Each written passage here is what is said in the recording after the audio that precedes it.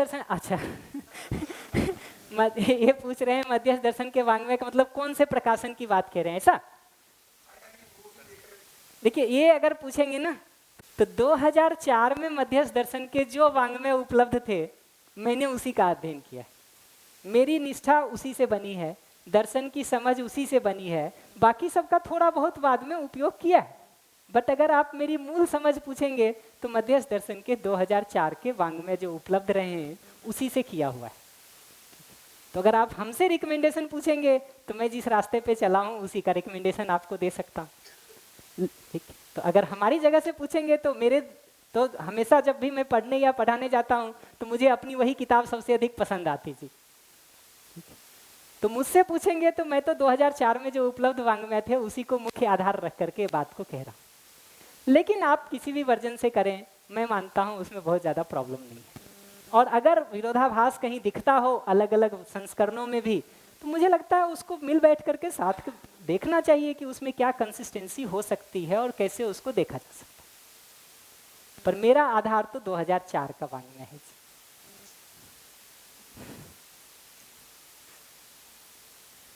ठीक है,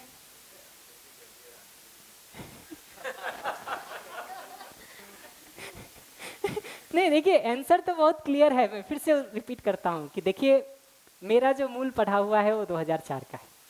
तो अगर आप मुझसे पूछेंगे तो मैं तो उसी को आधार रख के चल रहा हूँ। 2004 में जो वाङ्मय का संस्करण उपलब्ध था मेरा मूल आधार तो वही। ये ठीक है कि पढ़ने के बाद जो बाद के भी संस्करण आए मैंने उनको भी पढ़ने पढ़ाने के क्रम में देखा, जो पहले के संस्करण थे उनको भी देखा। संयोग ऐसा हुआ जब आपने पूछा है तो उसको और रिस्पॉन्ड कर देता हूँ। 2013 अगर मुझे ठीक याद है तो 2013 में अमरकंटक में एक सम्मेलन था जिसमें आदरणीय नागराज जी से इस बात पर बात हो रही थी कि आखिरी बुक के आखिरी संस्करण को रखा जाए, ठीक, बाकी सारे संस्करणों को क्लोज कर दिया जाए। उन्होंने बहुत अच्छे से इस बात को कहा कि बेटा सभी संस्करणों को रहने दो, ठीक, ये सत्य का ही विवरण प्रस्तुत करते हैं, ठीक। बल्कि इतना ही नहीं, उन्होंने 2013 के सम्मेलन में कहा कि सारे पुस्तकों को डिस्प्ले में लगाओ। तो 2013 में वो सारी पुस्तकें डिस्प्ले की गई अमरकंटक सम्मेलन में। मुझे तो पहली बार बाकी संस्करणों के बारे में वहाँ डिटेल में पता चला कि ये संस्करण भी हैं जिनको देखा जा सकता है। और तब तक मैं मध्यस्थ दर्शन के वाङ्मय, ऑडियो, वीडियो, इवन कुछ परंपरागत वाङ्मयों को बहुत पढ़ चुका था, तो मेरे पास बहुत समय था। तो इस कारण से मैं उन सभी संस्करणों को फिर निकाल करके देखने का काम किया। और अभी तो योग संयोग से ऐसा हो गया है कि मध्यस्थ दर्शन की वेबसाइट पर करीब करीब सारे ही संस्करण आ गए हैं। तो जितना समय होता है, अवसर होता है, तो उसको देखने का काम हो ही जाता है। तो अगर मुझसे पूछेंगे तो मेरा मूल आधार तो 2004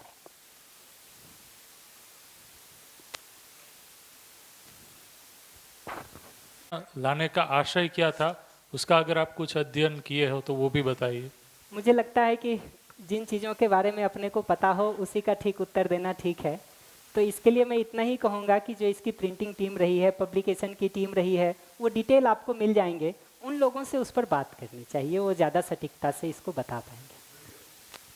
ओके, मेरा अनुमान है वो उसको रखता हूँ, अगर आप उसके बारे में कुछ जानते हैं तो वो भी कृपया बताइए। भैया मैं अनुमान तो आपका बहुत जिम्मेदारी से सुनूंगा, लेकिन मैं बता कुछ भी नहीं पाऊंगा क्योंकि मुझे कुछ भी खुद पता नहीं जिस बारे में, उसमें कैसे मैं कुछ बात करूंगा। ठीक है, तो आप सिर्फ जिम्मेदारी से सुन लीजिए। जी। मैंने जो पुराने संस्करण को पढ़ा तो उसमें ज़्यादातर जो भाषाएं थी वो परंपरा की जो भाषा है उससे काफ़ी मेल खाती हुई दिखती थी। और मैंने ये भी सुना है कि बाबा जी ने पहली बार है वो जो मानव व्यवहार दर्शन है उसको ना रखते हुए उन्होंने मतलब गीता को ही अलग तरीके से रखने की कोशिश की थी। और तभी ऐसा सुनने में आया था कि ये गीता का ही अलग तरीके से भाष्य है, तो फिर बाबा जी ने अलग से मानव व्यवहार दर्शन को ही रखा, इस विधि से रखा क्योंकि ये नया दर्शन है। और मेरा अनुमान ऐसा बना कि इस तरीके से लिखने का आशय शायद बाबा जी का ऐसा रहा कि परंपरा के लोग इसके धारक वाहक ज़्यादा अच्छी तरीके से बन पाएंगे। लेकिन जिस तरीके से आधुनिक विज्ञान की पढ़ाई अभी के ज़माने में जो हुई और तर्क को अलग अलग लोगों में जो विकास हुआ, तो फिर बाबा जी का आकलन कहीं ना कहीं ऐसा लगा कि जो आधुनिक विज्ञान पढ़े हुए लोग हैं इसके कारण बाबा जी IIT में इसको लेके गए और वहाँ से ही पूरा इसका है वो एक फैलना शुरू हुआ। तो फिर बाबा जी ने इसको विज्ञान विधि से कैसे अच्छी तरीके से पढ़ पाए, इसलिए शब्दावली को वगैरह भी उस तरीके से रखा है, ऐसा मेरा सुनने पे भी आया है और मेरा भी अनुमान बना है। इसके ऊपर आपका जो भी है ठीक है भैया। थोड़ा बात करेंगे इस पर, आगे कालक्रम में कुछ स्लाइड्स हमको बात करनी ही है, तो इस पर उस समय में बात कर देता हूँ और थोड़ा। ठीक है भैया।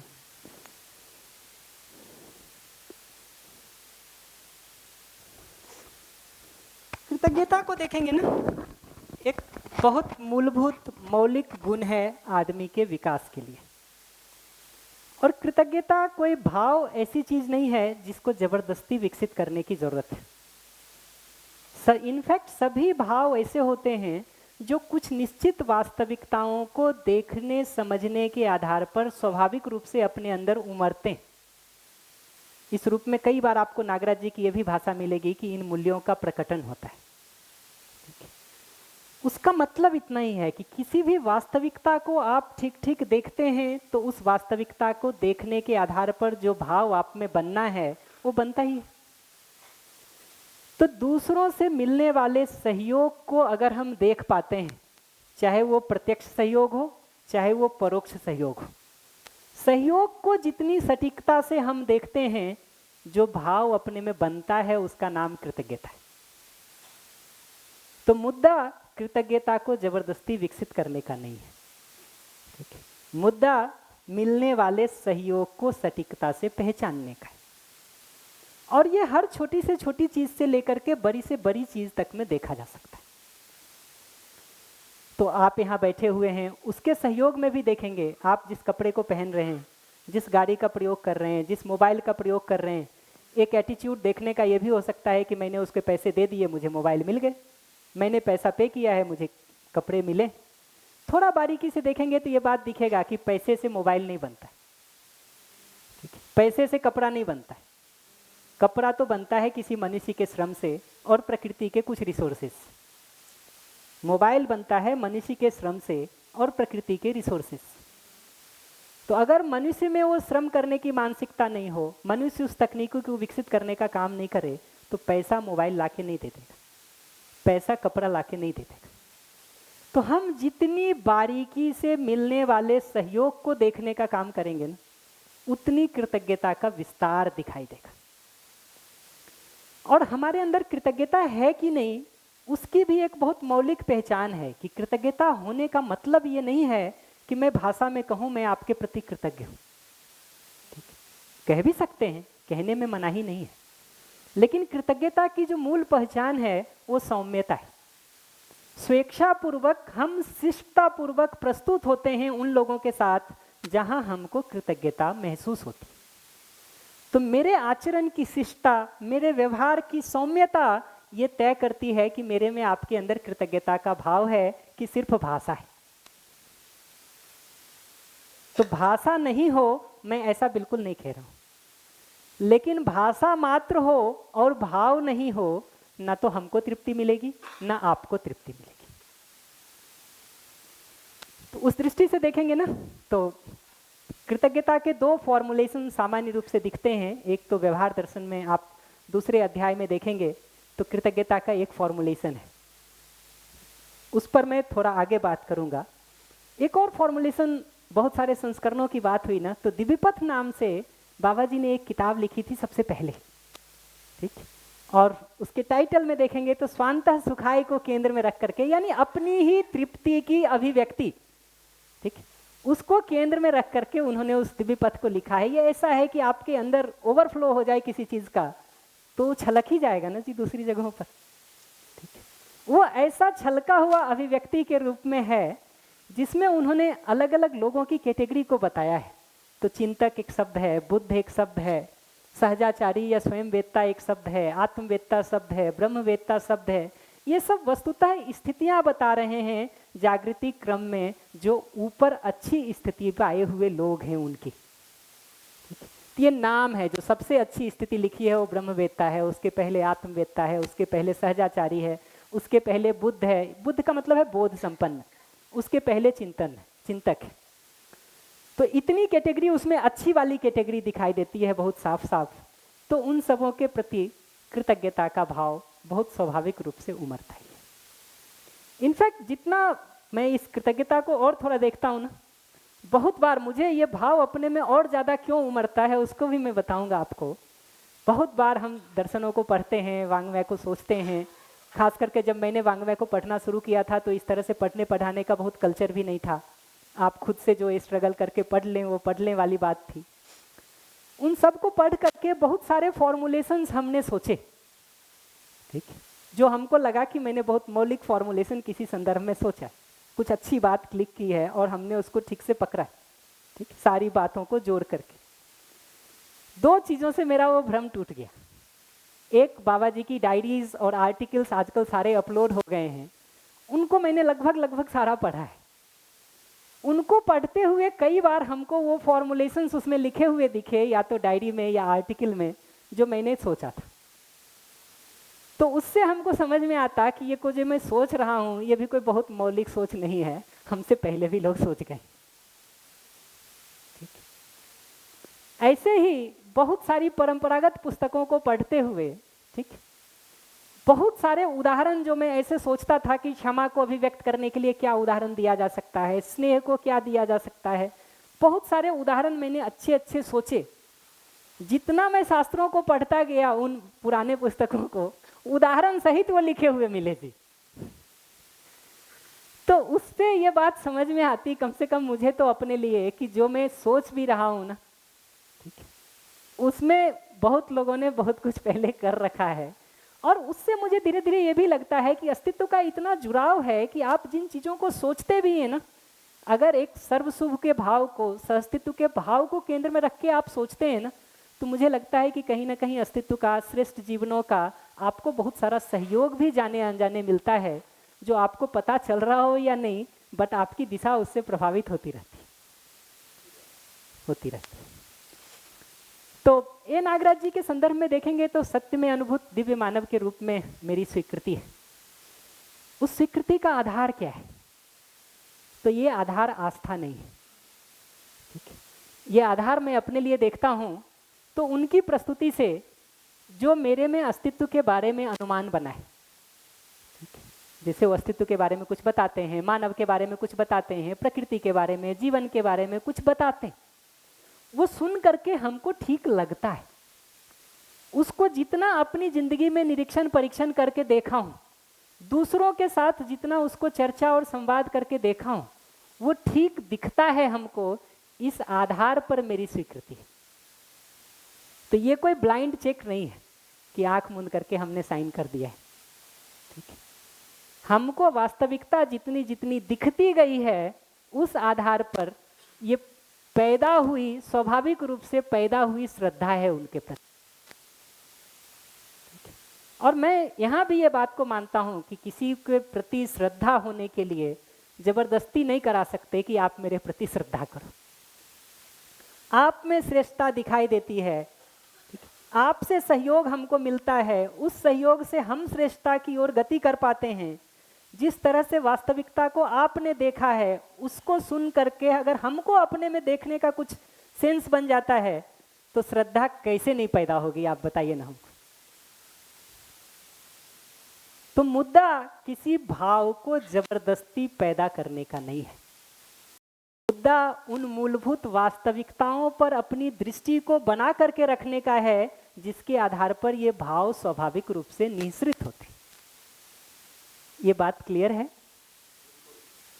कोई प्रश्न तो नहीं? इस दृष्टि से लौट करके देखेंगे ना, तो कृतज्ञता कुछ लोगों से शुरू होकर के धीरे धीरे उसको देखते जाते हैं ना, तो ये दिखता है कि प्रत्यक्ष या परोक्ष रूप से हर मानव का कुछ ना कुछ सहयोग मिलता ही है। जो आज हैं वो भी, जो पहले रहे हैं वो भी। मैं बार बार ये बात कहता हूँ कि आग की खोज नहीं हुई होती, पहिए का आविष्कार नहीं हुआ होता, तो हम रॉकेट पे क्या चंद्रमा तक हम भेजने की बात कर पाते? हम क्या मंगल ग्रह पे पानी ढूंढने के प्रश्नों को सोच पाते? तो हमको भले डायरेक्टली ये नहीं दिख रहा हो कि ऊर्जा की खोज का या पहिए के आविष्कार का इसमें कुछ योगदान है, बट थोड़ा ध्यान से देखेंगे तो वो पूरी जुड़ी हुई एक श्रृंखला दिखाई देगी मनुष्य मात्र के प्रति और अंततोगत्वा पूरी प्रकृति के प्रति। क्योंकि जाने अनजाने प्रकृति का एक बहुत बड़ा सहयोग हमको मिल ही रहा है, मिल ही रहा है। मुद्दा उस सहयोग को आंख खोल करके देखने का है, पहचानने का है। और ये सारी चीज़ों को पहचानने का एकदम सरल तरीका है। कभी भी 10 मिनट, 15 मिनट, 20 मिनट आराम से शांति से बैठिए और इस बात को देखना शुरू करिए कि आप आज के दिन अपनी ज़िंदगी में जिन जिन चीज़ों को प्रयोग कर रहे हैं, उन चीज़ों के प्रयोग में किन किन लोगों की भूमिका या भागीदारी प्रत्यक्ष या परोक्ष रूप से। सिर्फ ये देखना शुरू करिए, 15 मिनट 20 मिनट का समय लगा करके ना उसको फैलाने के काम को करिए। बहुत सारा ट्रांसफॉर्मेशन आपको अपने में होता हुआ दिखाई देगा। और मैं यहीं से अभ्यास की एक बात को करके ये सेशन को क्लोज करता हूँ कि जैसे ये बात कही ना, इसको आप सोचेंगे कि समझ लेने से आप में ट्रांसफॉर्मेशन आ जाएगा, तो नहीं होने वाला। इसको आप करेंगे ना तभी वो ट्रांसफॉर्मेशन होगा। ये ऐसे ही है कि आप कितना भी इस बात को समझ लें कि ये एक्सरसाइज करने से कमर दर्द ठीक हो जाता है। हमारे अंकल प्रेम भाटिया जी सुबह सुबह एक्सरसाइज करवा रहे हैं, ठीक है। कितना भी आप ये समझ लें कि कमर दर्द को ठीक करने के लिए ये एक्सरसाइज सही होगी। आप और थोड़े बुद्धिमान हैं तो ये सवाल भी पूछ लीजिए कि ये एक्सरसाइज करने से कमर दर्द कैसे ठीक हो जाता है, वो भी बता देंगे, ठीक है। हमको एक तर्क संगत उत्तर भी मिल जाएगा कि हाँ भाई इसको करने से ये इस तरह से ठीक हो जाएगा। इतना जान लेने मात्र से, सुन लेने मात्र से क्या आपका कमर दर्द ठीक हो जाएगा? ठीक होने का एक ही प्रक्रिया है, ये सब के बाद उसको करना। ये सुनने की, चर्चाओं की, तर्क संगत स्वीकृतियों का कुल निष्कर्ष इतना ही है कि क्या करना है, कैसे करना है, वो आपको साफ साफ पता चल जाए और आपका थोड़ा उत्साह बन जाए, तत्परता बन जाए उस दिशा में चलने की। सारी चर्चाओं का निष्कर्ष इतना ही है। कहाँ पहुँचना है वो पता चल जाए, कैसे पहुँचना है वो पता चल जाए और कुछ 2-4 कदम शुरुआती चलने का एक उत्साह बन जाए। अगर हम सोचेंगे कि सिर्फ इन चर्चाओं से ही हम पहुँच लेंगे तो बहुत ज़्यादा गति फिर नहीं हो सकती, नहीं हो सकती।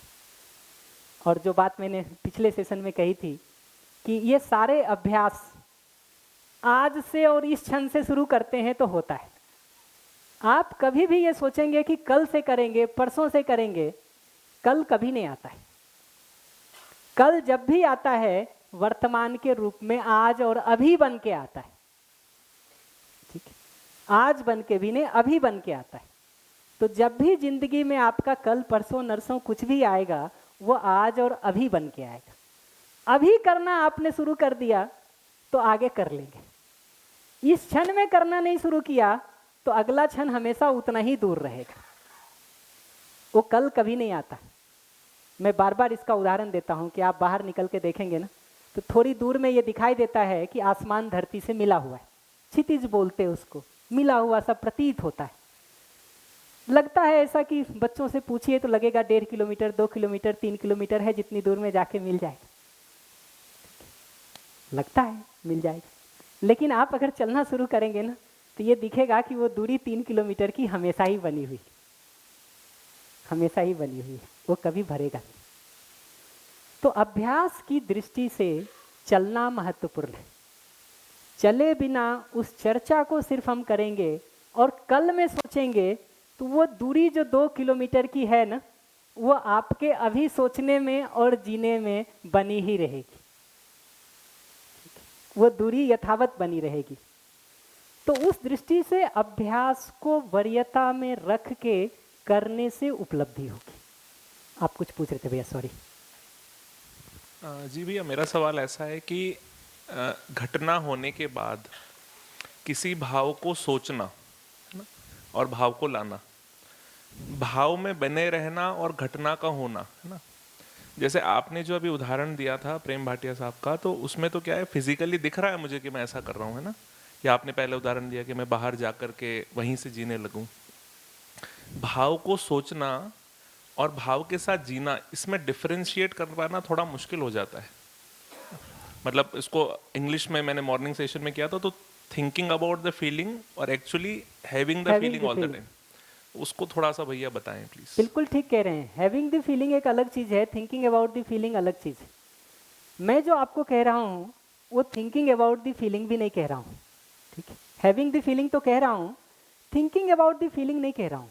मैं कह रहा हूँ थिंकिंग अबाउट द रियलिटी, जो सहयोग आपको दूसरे से मिलता है, ठीक है। एक है कि कृतज्ञता के भाव के बारे में सोचना, मैं ये सोचने के लिए बिल्कुल नहीं कह रहा हूँ।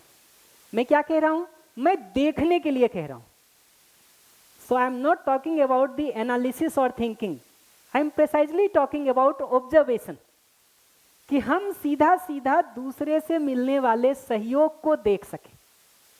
ये देखने का काम करना कृतज्ञता के बारे में सोचना नहीं है, ठीक है। ये देखने का काम कृतज्ञता का भाव होना भी नहीं है, मैं इससे सहमत हूं। लेकिन ये देखने का काम देखना है, जिसके आधार पर जो भाव अपने में उभरता है उसको देखिए, वो कृतज्ञता है कि नहीं पता चल जाएगा।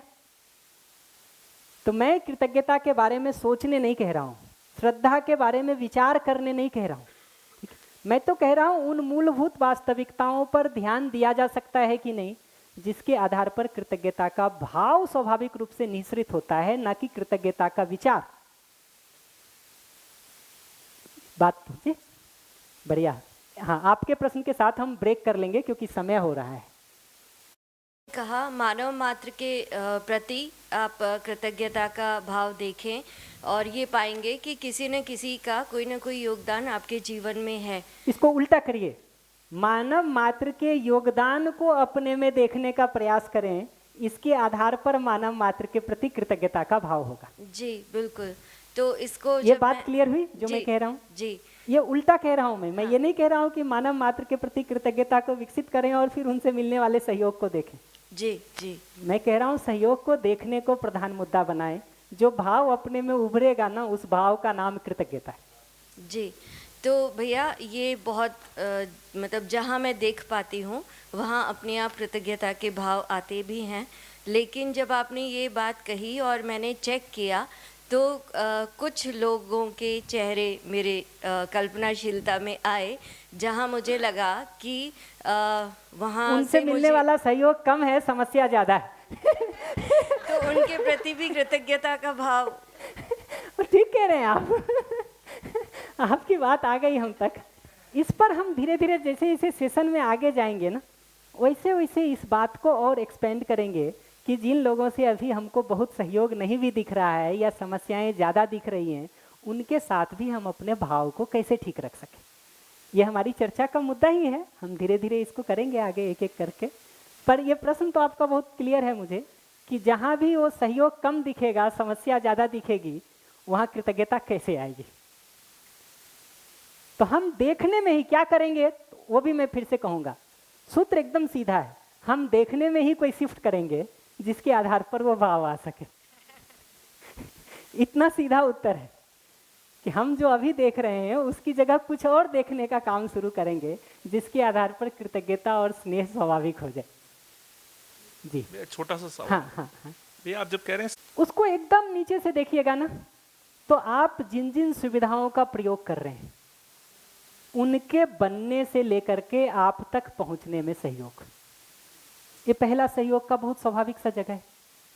दूसरा देखिएगा, तो हम जिन लोगों के साथ भी जीते हैं, तो हमारे शिक्षा संस्कार में, हमारे स्वास्थ्य में, हमारे उत्पादन में, हमारे रोज के गतिविधियों के जीने में, दूध वाला, साइकिल वाला से लेकर के 20 घर वालों से लेकर के 20 लोगों का योगदान होगा, ठीक है। उसी योगदान को आप थोड़ा पीछे ले जाकर के देखेंगे तो ये दिखेगा कि दूध जो आपको ला करके दे रहा है, तो दूध वाले के प्रति कृतज्ञता तो है ही, लेकिन वो दूध कोई दूध वाला पैदा नहीं करता है, दूध गाय देती है कि नहीं जी? कि दूध मदर डेयरी में मिलता है। आजकल ऐसा लगता है जैसे मदर डेयरी और अमूल वाले दूध देते हैं। हमारे यहाँ कुछ बच्चे आए थे यूएस से, कई साल पहले की बात है। उन्होंने पहली बार गेहूं की फसल देखी। वो एक 25 ईयर का वो सेरेमनी था IIT कानपुर का, उनके बच्चे आए थे सब यूएस से। उन्होंने पहली बार गेहूं देखी, उनको भरोसा नहीं हो रहा था कि इसी गेहूं से आटा बनता है। उनको लगता था आटा जैसी कोई चीज़ ही होती है जो पैदा होती है। दूसरा जगह है संबंध में जीते हुए मिलने वाले सहयोग को प्रत्यक्ष या अप्रत्यक्ष रूप से देख पाना। तीसरा है ज्ञान में समझ में मिलने वाले सहयोग को प्रत्यक्ष या अप्रत्यक्ष रूप से देख पाना। जैसे अगर आपको अभी हमसे कोई बात समझ में आती, ठीक है, तो ये समझ आपको पता ही है कि कोई मेरी समझ नहीं है, ठीक है। मैंने गणेश बागड़िया जी से इसको सुनने समझने का काम सबसे पहले किया, उन्होंने ए नागराज जी से किया, उन्होंने अपने गुरुओं के मार्गदर्शन में साधना समाधि संयम विधि को वो किया। तो कृतज्ञता की सीढ़ी आप देखिए ना कैसे बढ़ती है अगर इस सहयोग को हम देख पाते हैं तो। को काफ़ी डीपली देखा है, तो मैं ऐसा भी देख पाता हूँ, जैसे जब मैं सोता हूँ तो मेरी लाइफ में ऐसा एक बड़ा वक्त रहा जब मेरे स्लीप का डिप्रीवेशन रहा, मतलब मैं सोना चाह रहा था बट ऐसी परिस्थिति में सो नहीं पाता था। तो मैं मैट्रेस को लेकर के, रजाई को लेकर के ये भी देखता हूँ। और ऐसा भी मैं देख पाया था, हो सके आप बताइएगा ठीक है कि गलत, कि किसी व्यक्ति ने सोचा होगा कि सोना भी मानव की जरूरत है। हो सकता है शुरुआत में मानव सोता ही ना हो, ऐसा भी सोचा जा सकता है। पर मैं शायद अपना सवाल क्लियरली नहीं रख पाया। सहयोग जब हम किसी चीज़ को प्रयोग करते हैं, सुविधा को स्पेशली, है ना, तो वो तो दुरुपयोग भी हो सकता है। उसके लिए क्या ग्रेटिट्यूड रखना ठीक है? देखिए, अगर हम किसी चीज़ का प्रयोग कर रहे हैं ना और आपको वो दुरुपयोग सचमुच अपने गहरे में लगने लगे, ठीक, तो आप उसको कर ही नहीं पाएंगे। अगर फिर भी आप कर रहे हैं दुरुपयोग लगते हुए भी, कहीं ना कहीं वो आपके सुख से जुड़ गया है, ठीक? सुख से जुड़ गया है, अच्छा लगने से जुड़ गया है। तो आपके अच्छा लगने में तो सहयोग ही हो रहा है अगले का, ठीक? हम उसका सदुपयोग कर रहे, दुरुपयोग कर रहे, ठीक? ये बात तो सही है कि वहाँ की जिम्मेदारी तो मेरी होगी, लेकिन उस परिस्थिति तक आने में अगर आप देखिएगा तो अवसर संसाधनों की उपलब्धता होने में तो निश्चित रूप से ग्रेटिट्यूड होना बनता है। धन्यवाद भैया। यहाँ पर रोक लेते हैं हम लोग। 1:20 का समय हो गया है, 2:30 बजे का समय ठीक है सभी के लिए? एक तो ये था कि एलईडी भी आ जाएगी लंच के बाद, तो जिन लोगों को पीछे बैठे हैं नहीं दिख रहा है उनको दिख जाएगा ना, एक तो कर लिया। दूसरा ये कि साहब एक तो मोबाइल अपना या तो कमरे में छोड़ के आए या साइलेंट पे रखें, है ना, तो उसका थोड़ा ध्यान रखें सभी। दूसरा ये कि जो नए लोग आए हैं, हमने प्रयास किया था, पहली बार ज़िंदगी मैंने लोगों को रोका कि नहीं आना है, तो अनिरुद्ध मेरे से हमेशा नाराज़ रहता है कि भी आपने पीछे पढ़ के बुलाते हो लोगों को। इस बार देखो प्रमाण मिल गया, मैंने लोगों को रोका भी कि यार इस बार आप ना आए, अभी आपने कम शिविर किए, बाद में आना। तो लेकिन जो भी आ गए हैं तो उन सबका स्वागत है। तो ऐसे में ये श्याम भाई का ने तय किया था उस मैसेज में कि नए लोग सेशन के दौरान सवाल नहीं करेंगे, वो सुनेंगे। सवाल वो ब्रेक के दौरान कर सकते हैं। और शाम को नए लोगों के लिए गोष्ठी का जो है वो कोऑर्डिनेशन वंदन करेंगे, तो उनके सवालों जवाब मिल जाएंगे, ताकि क्या जो लोग बहुत साल से लगे हैं, मन बना लिए ऐसा ही जीना है, तो उनके गहरे सवालों पर गहरी चर्चा हो पाए। अगर सवाल हम सरफेशियल ऊपर वाले हल्के वाले रखेंगे तो फिर वो श्याम भाई को तो जवाब देना ही है सबका, तो उसमें फिर उनका समय उसमें चला जाएगा। तो हमारे समय का सदुपयोग उसके लिए नए लोग सवाल सेशन में ना करें। तीसरा ये कि जो भीलवाड़ा के साथी हैं, रेजिडेंशियल है ये कैंप, तो उनको यहीं रहना चाहिए तो ज़्यादा समझ आएगा, वरना तो फिर हम घूमते रहेंगे। जैसे अभी वो बताया ना, वो जिग जैग जाना है, अब सीधा रास्ता है लेकिन हम तो यूँ कभी इधर कभी उधर।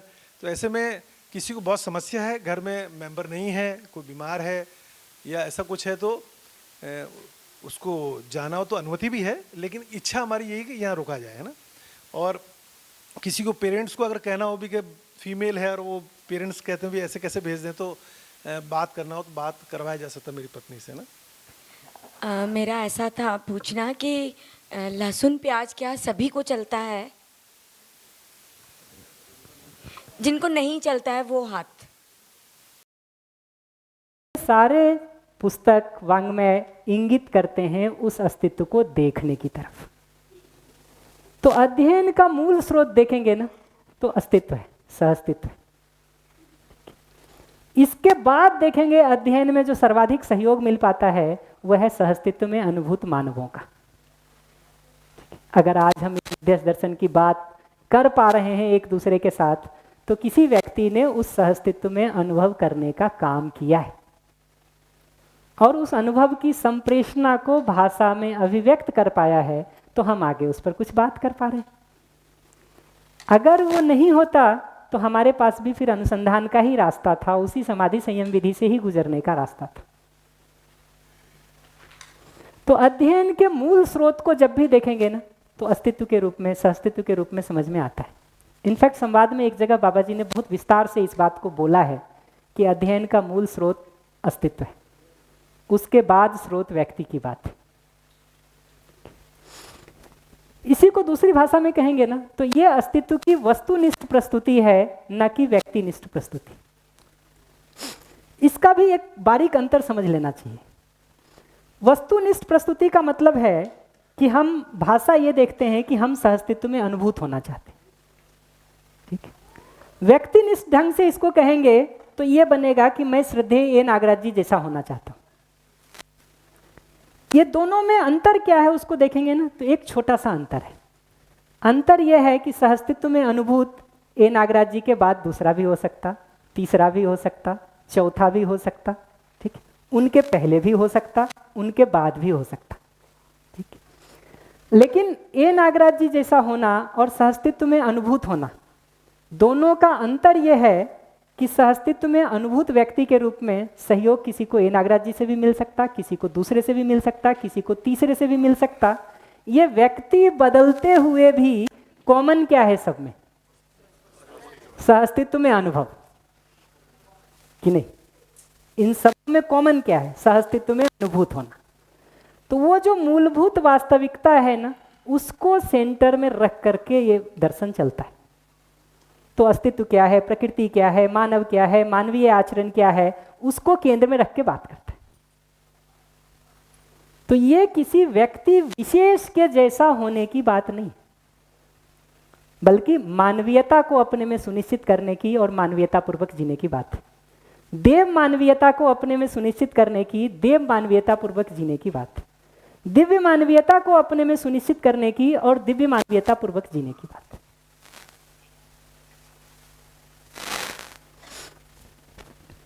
इसके बाद देखेंगे जब व्यक्ति के रूप में भी बात करते हैं ना, ठीक है, तो ये कृतज्ञता, अगर आप दर्शन की भाषा को देखेंगे ना, तो मानव व्यवहार दर्शन के अध्याय 2 में भी और शुरू में भी वो बात दिखेगा कि मैं कृतज्ञता पूर्वक उन सुपथ प्रदर्शकों की वंदना करता हूं जिनसे यथार्थता के स्रोत आज भी जीवित हैं। तो आप इस पूरी वंदना को देखेंगे ना, तो सुपथ प्रदर्शकों की वंदना है, ठीक है। इसका मतलब है कि हम जो सहअस्तित्व में अनुभूत होकर के इस अभिव्यक्ति को, काम को कर पाते हैं, इस पूरी प्रक्रिया में आगे पीछे बहुत सारे लोगों का योगदान है, सहयोग है, सहयोग है। उसको देख पाने से स्वाभाविक रूप से कृतज्ञता उस पूरी गुरु परंपरा के प्रति या उस पूरी जागृत मानवों की परंपरा के प्रति होती है। व्यक्ति विशेष भी इसमें रहेगा ही। देखिए, हम आए हुए सभी लोगों के भोजन की बात करते हैं, तो आपको भी भोजन मिलेगा, ऐसा थोड़ी है कि आपको भोजन नहीं मिलेगा। और हम सभी लोगों की बात कर रहे हैं तो आपको खाना नहीं मिलेगा, आपको भी खाना मिलेगा, दूसरे को भी मिलेगा। तो इस पूरी प्रक्रिया में उन सभी के प्रति कृतज्ञता बनी ही रहती है जो दर्शन में प्रत्यक्ष या परोक्ष रूप से सहयोगी हुए। तो निश्चित रूप से ए नागराज जी के प्रति भी कृतज्ञता होगी। उसके बाद जिन लोगों के सहयोग से आप तक चीज़ें पहुंच पा रही हैं, उनके लिए भी कृतज्ञता होगी। जिन लोगों ने ए नागराज जी को साधना समाधि संयम में सहयोग किया, उनके लिए प्रति भी कृतज्ञता होगी। इसके आगे देखेंगे ना, तो मैंने इस मानव व्यवहार दर्शन के पहले अध्याय की इस लाइन को सिर्फ इसलिए रखा है कि अध्ययन करते समय क्या बात को आप ध्यान रखें। मैं बार बार ये बात कहता हूँ कि थोड़े बहुत वेरिएशन के साथ हर पुस्तक में यही लाइन है, मैं नित्य सत्य शुद्ध एवं बुद्ध परमात्मा रूपी व्यापक सत्ता में संपृक्त जड़ चैतन्य प्रकृति को अनुभव पूर्वक स्मरण करते हुए मानव व्यवहार दर्शन का विश्लेषण करता हूँ। पहला ही लाइन है, व्यवहार दर्शन जिन जिन लोगों ने भी पढ़ा होगा ना, देखा होगा, इस पहली ही लाइन में देखेंगे ना, तो नित्य सत्य शुद्ध बुद्ध व्यापक सत्ता संपृक्तता प्रकृति जड़ चैतन्य अनुभव स्मरण मानव व्यवहार दर्शन विश्लेषण, इतने शब्दों का ठीक ठीक अर्थ पता होना चाहिए, तभी ये वाक्य का अर्थ पूरा निकले। ठीक है, अगर इतने शब्दों का अर्थ पता ही चल जाए तो आगे किताब पढ़ें किस लिए? क्या करेंगे? तो क्या होता है, आप पहली बार जब शुरू करते हैं ना, तो इन शब्दों के बारे में कुछ अनुमान होता है इसके अर्थ के बारे में। ठीक है, पहली बार जब आप इसको पढ़ते हैं और मानव शब्द को देखते हैं, जड़ चैतन्य शब्द को देखते हैं, प्रकृति शब्द को देखते हैं, तो उसकी परिभाषाओं के साथ कुछ अनुमान आपको बनता है उसका। लेकिन जब आप पूरी वांग्मय से, पूरे पुस्तक से गुजरते हैं, लास्ट में 18वें अध्याय को पूरा करके, और फिर जाके इसकी लाइन को पढ़ते हैं दूसरी बार में, तो अब ये वही अर्थ नहीं देता जो पहली बार दे रहा था। ठीक, अब ये उससे बहुत ज़्यादा गहराई में और बहुत ज़्यादा स्पैन में अर्थ देता है, क्योंकि अब आपके पास अनुभव के बारे में अनुमान ज़्यादा सटीक है। प्रकृति के बारे में, मानव के बारे में, व्यवहार के बारे में, दर्शन के बारे में, संपृक्तता के बारे में आपका अनुमान पहले की तुलना में कई गुना ज़्यादा सटीक हो चुका है। तो वांग्मय को पढ़ते समय ये बात को ध्यान रखना जरूरी है कि ये समग्रता से शुरू करके पूरे डिस्क्रिप्शन को दिया हुआ है, इसलिए एक बार थोड़े थोड़े अनुमान के साथ हमको बढ़ना पड़ता है।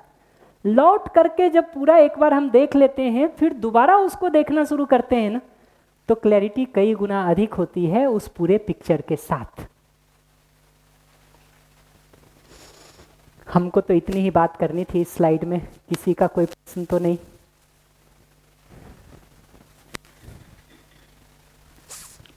हेलो भैया, वो लास्ट वाला जो बिंदु है ना अध्याय 2 का, उसको थोड़ा और अगर एलाबरेट कर पाए तो उसमें यथार्थता से क्या है और सुपथ प्रदर्शकों, मतलब एक बार और उसको आप देखेंगे ना, यथार्थता का अर्थ क्या है, सुपथ प्रदर्शक का अर्थ क्या है, दो तरह से लिया है।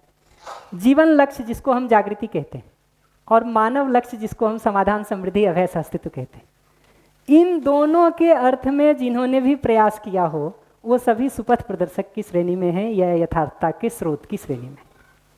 ठीक, कई बार हम दोनों को एक साथ ले लेते हैं, कई बार दोनों को अलग अलग कर देते हैं। तो किसी को जीवन लक्ष्य वाले से कनेक्ट कर देते हैं, किसी को मानव लक्ष्य वाले से कनेक्ट कर देते हैं। पर अल्टीमेटली जीवन लक्ष्य और मानव लक्ष्य दोनों ही मानव की मूलभूत आवश्यकता है। ठीक है, इसी को लक्ष्य के रूप में कहा है। इन दोनों लक्ष्यों को पाने में प्रत्यक्ष या परोक्ष रूप से जिस किसी से भी हमको सहयोग मिलता है, और जिस किसी ने भी इसको सुनिश्चित करने में अपने को अर्पित समर्पित किया है, उनके प्रति वो दिखाई देता है। तो इससे पहले जो आपने बात की कि अभी मान लो टेक्नोलॉजी का जो भी हमें सहयोग मिल रहा है, या फिर जो भी ऐसी चीज़ें हैं उपयोग के सदुपयोग हम कर रहे हैं, वो सभी इसमें शामिल हो जाएगी। निश्चित रूप से अगर समृद्धि वाले भाग को हम ले रहे हैं, मानव लक्ष्य ले रहे हैं और उसमें समृद्धि ले रहे हैं, तो निश्चित रूप से आएगा, निश्चित रूप से आएगा। बल्कि आजकल तो कई सारी टेक्नोलॉजी जो समाज गति में प्रयुक्त हो रहा है, ये तो समाधान में भी सहयोगी है जी। ये प्रोजेक्टर को देखिए, माइक को देखिए, ये ऐसा नहीं है कि सिर्फ समृद्धि में सहयोगी है। समाज गति वाली चीज़ें जो शरीर के लिए जरूरी है ना, उसका तो समृद्धि में ही प्रधानता से रोल है, लेकिन जो समाज गति में सहयोगी चीज़ें हैं उसका तो समाधान में भी बहुत रोल दिखाई देता है। उसको भैया इस तरीके से देख सकते हैं, मैं अपनी क्लियरिटी के लिए पूछ रहा हूँ कि ये सारी चीज़ें अगर हम उस हेतु या इंटेंशन से उसका सदुपयोग करते हैं कि वो कैसे जीवन लक्ष्य और मानव लक्ष्य के अर्थ में उपयोगी हो जाए, तो वो सुपथ प्रदर्शक है। इसको ऐसे कहूँगा मैं कि जीवन लक्ष्य और मानव लक्ष्य के अर्थ में जिसने भी प्रेरणा देने का प्रयास किया है वो सुपथ प्रदर्शक है। हमने प्रेरणा ली कि नहीं ली, ये हमारी आपकी समस्या है। ठीक है भाई, अगले ने तो अपना काम कर दिया, जो उसको ठीक समझ में आया, जो उसको ठीक लगा उसने बता दिया। इस अर्थ में तो वो सुपथ प्रदर्शक है ही, है ही। हम उसको ग्रहण कर पाते हैं तो हम सचमुच उनको सुपथ प्रदर्शक की तरह पहचान पाते हैं, और वो कृतज्ञता का भाव सचमुच उन्हीं अर्थों में हमारे अंदर विकसित हो पाता है। बढ़िया भैया, ठीक है, धन्यवाद। भैया आप ये व्यक्तिनिष्ठ की बात कर रहे हो, उसको आप बाबा जी से और जिन्होंने भी साधना के लिए कार्य करा उनसे जोड़ रहे हैं। वस्तुनिष्ठ प्रस्तुति में जो आविष्कार किए गए उन लोगों के बारे में? वस्तुनिष्ठ प्रस्तुति का मतलब अस्तित्व को समझना, प्रकृति को समझना, मानव को समझना, मानवीय आचरण को समझना, मानवीयता को समझना, देव मानवीयता को समझना, दिव्य मानवीयता को समझना, मानवीय स्वभाव को समझना, मानवीय दृष्टि को समझना, मानवीय प्रवृत्ति को समझना। ये सब जितनी बातें मैं कह रहा हूँ ये सब वास्तविकताओं का विवरण है। ठीक है, और ये वास्तविकताएं किसी न किसी व्यक्ति में भी होंगी, निश्चित रूप से मानवीय व्यक्ति में होगा, देव मानवीयता किसी व्यक्ति में होगा। लेकिन फर्क क्या होता है कि अगर मैं व्यक्ति को केंद्र में रख के चलता हूँ, ठीक, जैसे मान लीजिए मैं आपको केंद्र में रख करके, ठीक है, आपको मैं दिव्य मानव के रूप में स्वीकारता हूँ और आपको केंद्र में रख के चलता हूँ, तो आपके प्रति तो कृतज्ञता होगी, होनी ही चाहिए। लेकिन अगला आपके बगल में भी जो बैठा है जिसमें दिव्य मानवीयता विकसित हो रखी है, उसके प्रति श्रद्धा होना चाहिए कि नहीं, गौरव होना चाहिए कि? अगर दिव्य मानवीयता मेरे देखने का आधार बना हुआ है तो जहां जहां दिव्य मानवीयता दिखेगी वो सबके प्रति श्रद्धा होगा, गौरव होगा कि नहीं?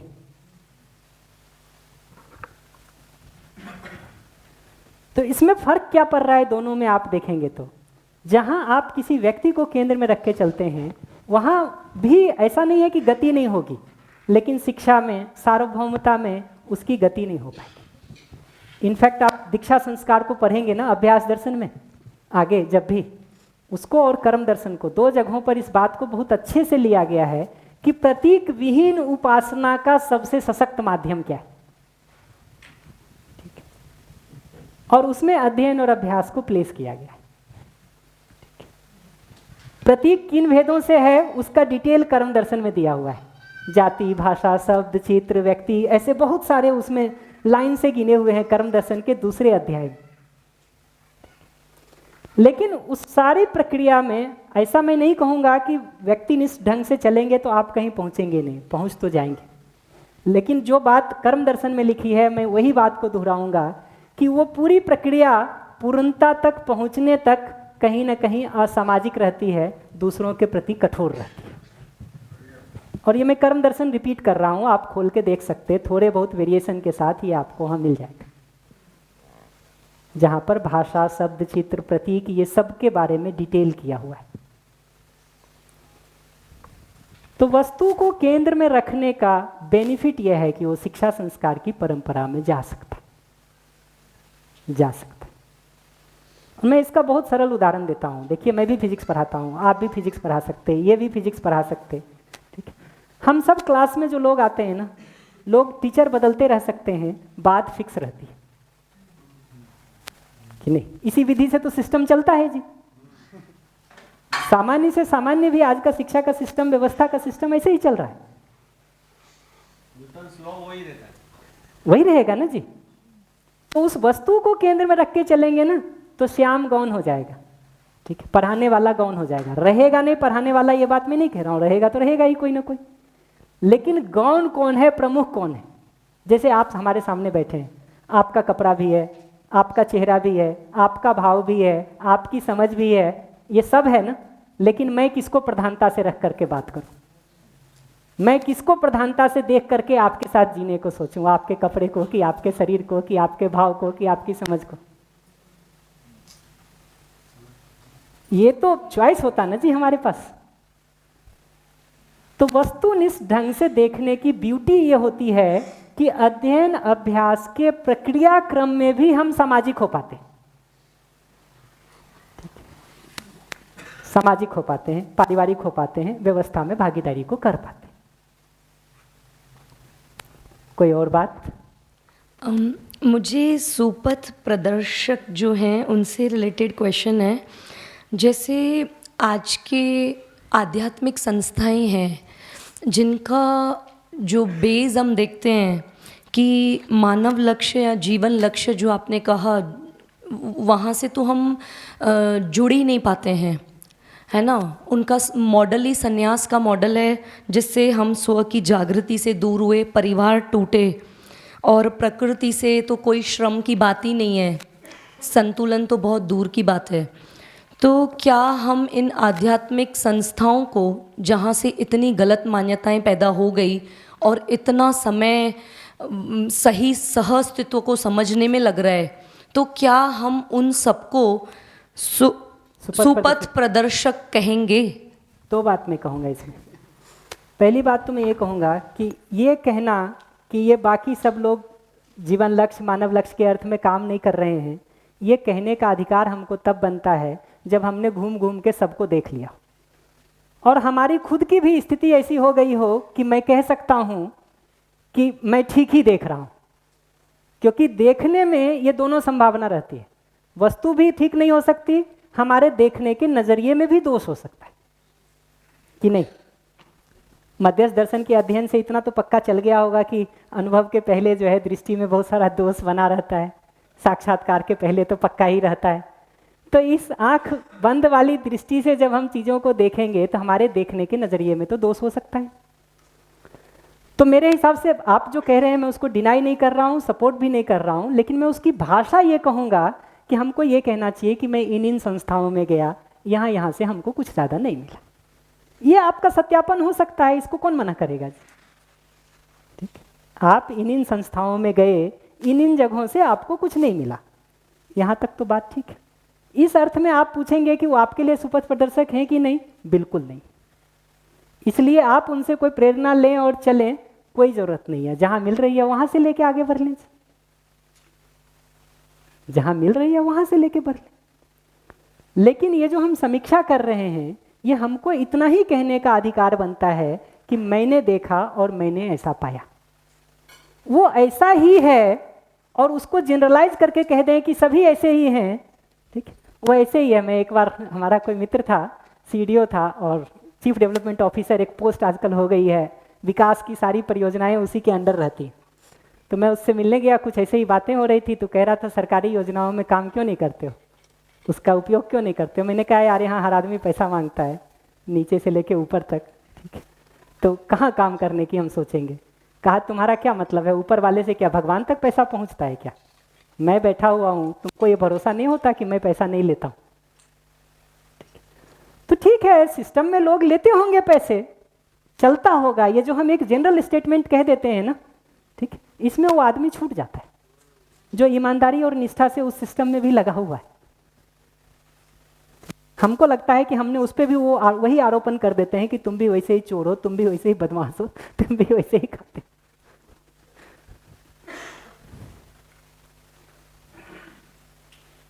तो यहां तक बात ठीक है कि हमने इन जगहों को देखा, हमको नहीं मिला,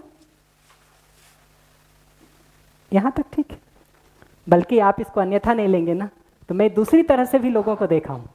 मैं ईशा में गया, वहां कुछ लोग मिले, ठीक है, वो हमारी जो देखने, मतलब जब मैं, हमारी जो होस्ट थी एक भूमि अक्का थी। थोड़ी देर बाद उसको पता चला कि मैं जीवन विद्या से जुड़ा हुआ हूँ, ठीक है। तो उसने कहा अच्छा वही जीवन विद्या ना जिसकी एक वर्कशॉप हम किए थे और उसमें ये बातें बताया करते हैं, ठीक। उससे कोई आध्यात्मिक उन्नति तो होती नहीं है लोगों की, कुछ बड़ा ध्यान का काम करना चाहिए, उसके बिना गति कैसे होगी। उसकी दृष्टि है जी, ठीक है, उसकी दृष्टि है। मैं तो अपना रियल एक्सपीरियंस बता रहा हूँ आपको। भूमि नाम था उसका, मुझे आज भी याद है, भूमि अक्का कहते थे उसको। हमारी होस्ट थी वो, किन्हीं का शिविर किया था उन्होंने किसी जगह पर, ठीक है। कुछ बातें उसको पकड़ में भी आई होंगी, कुछ नहीं भी आई, लेकिन उसको नहीं दिखा उतना संभावना उसमें। तो उसके स्टेटमेंट को क्या मैं ठीक मान लूं? मैं तो नहीं मानता हूं ठीक। मैं तो ये मानता हूं कि भाई नागराज जी दिव्य मानवीयता तक पहुंचे ये व्यक्ति है। मैं मानता हूं कि उनकी प्रक्रिया से चल के यहां तक पहुंचा जा सकता है। मेरी मान्यता तो बहुत साफ है कि नहीं? कहिए, कुछ कहना। भैया एक क्वेश्चन था। हाँ पीछे। हाँ भैया, मैं एक चीज़ पूछना चाह रहा था। जैसे आपने जो बात कही मैं इससे सहमत हूँ कि ये जनरलाइज स्टेटमेंट अगर हम कर देते हैं तो इसमें ये संभावना ज़्यादा रहती है कि हमारा देखने का नज़रिया क्रिटिकल ज़्यादा हो जाता है। पर मेरा क्वेश्चन इससे रिवर्स है, रिवर्स जैसा थोड़ा सा अलग है कि इसके अपोजिट अगर हम सभी चीज़ों को जनरलाइज कर देते हैं कि जो भी अब तक हुआ वो सब कुछ सुपथ प्रदर्शकों के रूप में ही रहा, तो एक मध्यस्थ दर्शन का शोधार्थी होने के नाते मैं मेरे लिए देखता हूँ कि मुझे कहीं ना कहीं एक फ़िल्टर तो लगाना ही होगा कि कहाँ सुपथ प्रदर्शक रहा या कहाँ मानव जाति किस रूप में कहाँ से विचलित हुई। ये मुझे मेरे एनालिसिस के लिए मैं सोचता हूँ। तो उस फाइन लाइन डिफरेंस को एक तो कृतज्ञ होना और एक फाइन लाइन डिफरेंस के साथ कि देख पाना। आपने एक लाइन लिखी थी, मैं उसमें भी थोड़ा बोलना चाहूँ, अभी नहीं, आपने पहले एक लाइन लिखी थी, वो मुझे याद है अभी, मैं उसको भी इसी में ऐड कर रहा हूँ कि मैं मेरे से पूर्व में लोग हैं उनको श्रेष्ठ पाता हूँ, इसीलिए मैं उनके प्रति कृतज्ञ हो पाता हूँ। उनकी समीक्षा और आकलन का अधिकार मुझे नहीं है। ये आपने अपने परिचय उसमें लिखी थी। इसमें मैं एक चीज़ ऐड करना चाहता हूँ कि मान लीजिए मुझे लगता है कि मेरे से जो पूर्व में कोई व्यक्ति रहे या महापुरुष रहे, उनको कुछ पक्ष में तो मुझसे श्रेष्ठ पाता हूँ और ऐसा लगता ही है कि वो मुझसे श्रेष्ठ हैं और उसमें मैं उनके प्रति कृतज्ञ होने के अलावा और कोई संभावना नहीं बनती। किंतु कुछ जगह मुझे अगर ऐसा लगता है कि इस पक्ष में या इस रूप में मैं उनका आकलन करने का अगर प्रयास करता हूँ तो बिना कृतज्ञता किए या कृतज्ञता बने रहे उसके साथ में क्या उसका कोई स्कोप है समीक्षा कर पाने का, या समीक्षा भी ना कहें, मेरे लिए समझ कितनी लेनी है मुझे उतना तक रखने का। मैं शायद मेरा प्रश्न पहुंचा पाया। आ गया मैं रिस्पॉन्ड करता हूँ। देखिए, एक तो मैं ये कह रहा हूँ कि हर किसी को हम सुपथ प्रदर्शक मान लें, ये मैं बिल्कुल नहीं कह रहा हूँ। ठीक है, जिनसे भी आपको सुपथ में प्रदर्शक के रूप में आपको सहयोग मिला है को मानिए, इसमें कोई कठिनाई नहीं है। ठीक, लेकिन दूसरे लोग अगर दूसरे को मानते हैं तो उनका गला दबाने क्यों जाए जी हम? उनको कभी दिखेगा कि हमारी चीज ज्यादा अच्छी है, ठीक, तो वो उसको स्वीकारेंगे ही जी। हमको इस मूलभूत बात पर भरोसा क्यों नहीं होता कि आदमी सही को समझना चाहता है, सही को जीना चाहता है। हमारा मुद्दा जबरदस्ती मैं सही हूं ये मनवाने का है। मैं फिर से वो बात को शुरू करूंगा जो मैंने शुरू में कहा। हमारा मुद्दा क्या है? आप हमको जबरदस्ती सही मान लें, ये मुद्दा है, या आप सच्चाई को देख सकें, मैं उसमें सहयोगी की भूमिका निभा सकूं, ये मुद्दा है। ये दूसरे वाले से चलेंगे तो कोई कठिनाई नहीं है। ऐसे ही पीछे जो कृतज्ञता के बारे में आपने कहा ना, उसमें जो मैं श्रेष्ठ लोगों के संदर्भ में कहा था वो बहुत साफ कहा था कि अपने से जिनको श्रेष्ठ पाता हूं उनकी समीक्षा का अधिकार नहीं बनता है। ठीक, मैं ये नहीं कह रहा हूं कि किसी की समीक्षा का अधिकार नहीं बनता। जिनको अपने से श्रेष्ठ पाता हूं उनकी समीक्षा का अधिकार नहीं बनता। दूसरा, अपने समझने के संदर्भ में कितना ग्रहण करें, निश्चित रूप से उसको तो खुला ही रखना चाहिए और जितना ठीक लगे उतने भाग को ग्रहण कर लेना चाहिए। शेष के संदर्भ में जो किसी दूसरे महापुरुष का कहा हुआ हमको ज़्यादा ठीक लग रहा है, हम वहाँ से चल लें। ठीक है, उसमें कोई कठिनाई नहीं है। कई बार क्या होता है, इस पूरी यात्रा में भी देखेंगे ना, तो हमारे जो आज निष्कर्ष हैं कल बदल जाते हैं, जो कल निष्कर्ष हैं वो परसों बदल जाते हैं। हमसे गलती ये होती है कि जब आज हमारा ये निष्कर्ष निकला हुआ है तो हम उसी के लिए टूथ एंड नेल फाइट करने को तैयार हैं दूसरे से। कल हमारा निष्कर्ष बदल जाता, हम दूसरी पाली में खड़े हो जाते। ठीक, और चीज़ें वैसे ही चलती रहती हैं। उसके लिए हम उसी विगर और फोर्स के साथ हम स्ट्रगल करते हैं। वो हमारे यहाँ एक मजाक चलता कि एक आस्तिक और नास्तिक दोनों जो है गांव को प्रेरणा देते थे, एक आस्तिक बनने की, एक नास्तिक बनने की।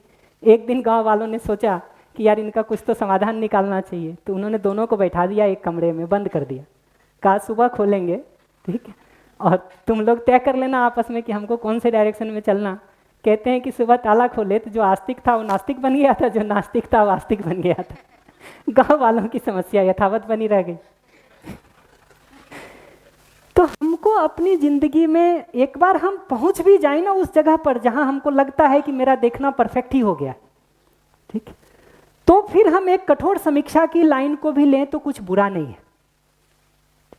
लेकिन खुद पहुंचे बिना अगर हम समीक्षा को कठोर बनाने चले जाते हैं ना, दो कठिनाई होती है, जिसको मैं अपनी जिंदगी में अपने एक्सपीरियंस में देखता हूं, मैं उसी को कह रहा हूं। एक कठिनाई यह होती है कि हमारी दृष्टि दोष भी उसके साथ जुड़ा ही रहता है।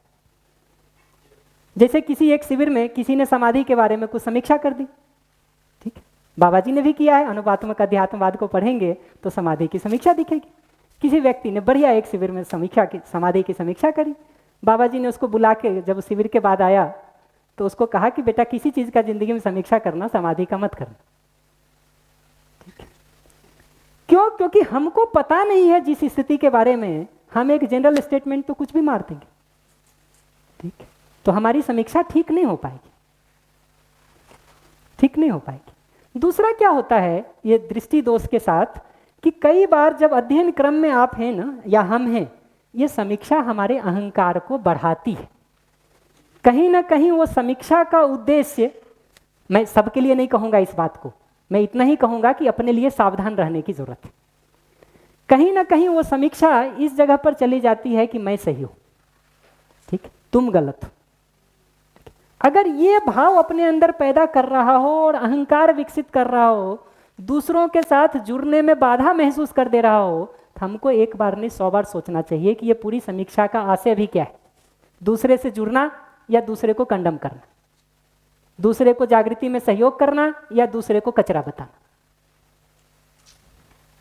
उद्देश्य क्या है इस पूरी समीक्षा का?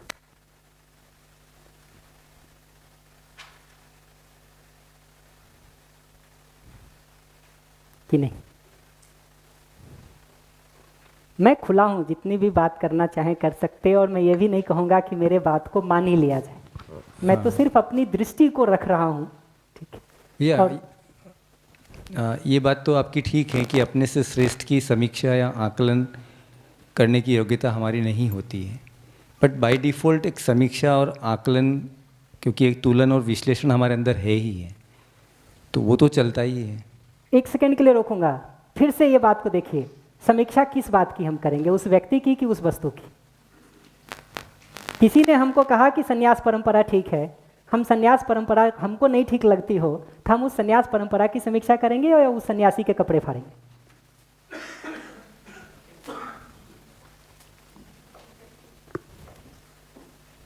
समीक्षा तो व्यक्ति की ही करते। व्यक्ति की समीक्षा करेंगे तो उसकी कठिनाई ये बनी रहेगी कि अगर आप सिद्ध भी कर दें कि वो व्यक्ति सही है कि गलत, उससे निष्कर्ष नहीं निकलेगा। निष्कर्ष तो इस बात से निकलेगा कि आपको संन्यास परंपरा में जाना कि नहीं जाना। आता दूसरा था, ये तो ठीक है, ध्यान गया मेरा, आप जिस तरफ इशारा कर रहे हैं। दूसरा था भैया, आपने अभी जीवन लक्ष्य और मानव लक्ष्य की बात की थी, उसको हम व्यक्तिगत अभ्युदय और सामाजिक अभ्युदय के अर्थ में भी देख सकते हैं। जी जी बिल्कुल जी। तो भैया जब हम क्योंकि सभी लोग किसी न किसी क्रम में हैं, तो कोई शुरुआत में, कोई थोड़ा सा आगे हैं, तो यहाँ एक बैलेंस जो है ना वो बारीकी से दिखाई नहीं देता है कि थोड़ा सा समझ में आया और फिर हम कहीं कहीं सामाजिक अभ्युदय या मानव लक्ष्य की तरफ लग जाते हैं। तो इन दोनों में एक एक साधक के लिए शुरुआत में क्या प्रायोरिटी होनी चाहिए, व्यक्तिगत अभ्युदय के बारे में और सामाजिक अभ्युदय के बारे में? इस पर हम आगे डिटेल करेंगे, बट एक लाइन में हम इसको अभी बता देते कि इसमें करना इतना ही पड़ता है कि व्यक्तिगत अभ्युदय वाला पैर आगे रहने की जरूरत है, सामाजिक अभ्युदय में भागीदारी वाले पैर को उसके पीछे रखने की जरूरत है। अगर उल्टा कर लेंगे कि व्यक्तिगत अभ्युदय वाला पैर पीछे है और सामाजिक भागीदारी को आगे कर लेंगे, तो बहुत संभावना है कि हम भी घायल होते रहेंगे और दूसरे को भी घायल करते रहेंगे।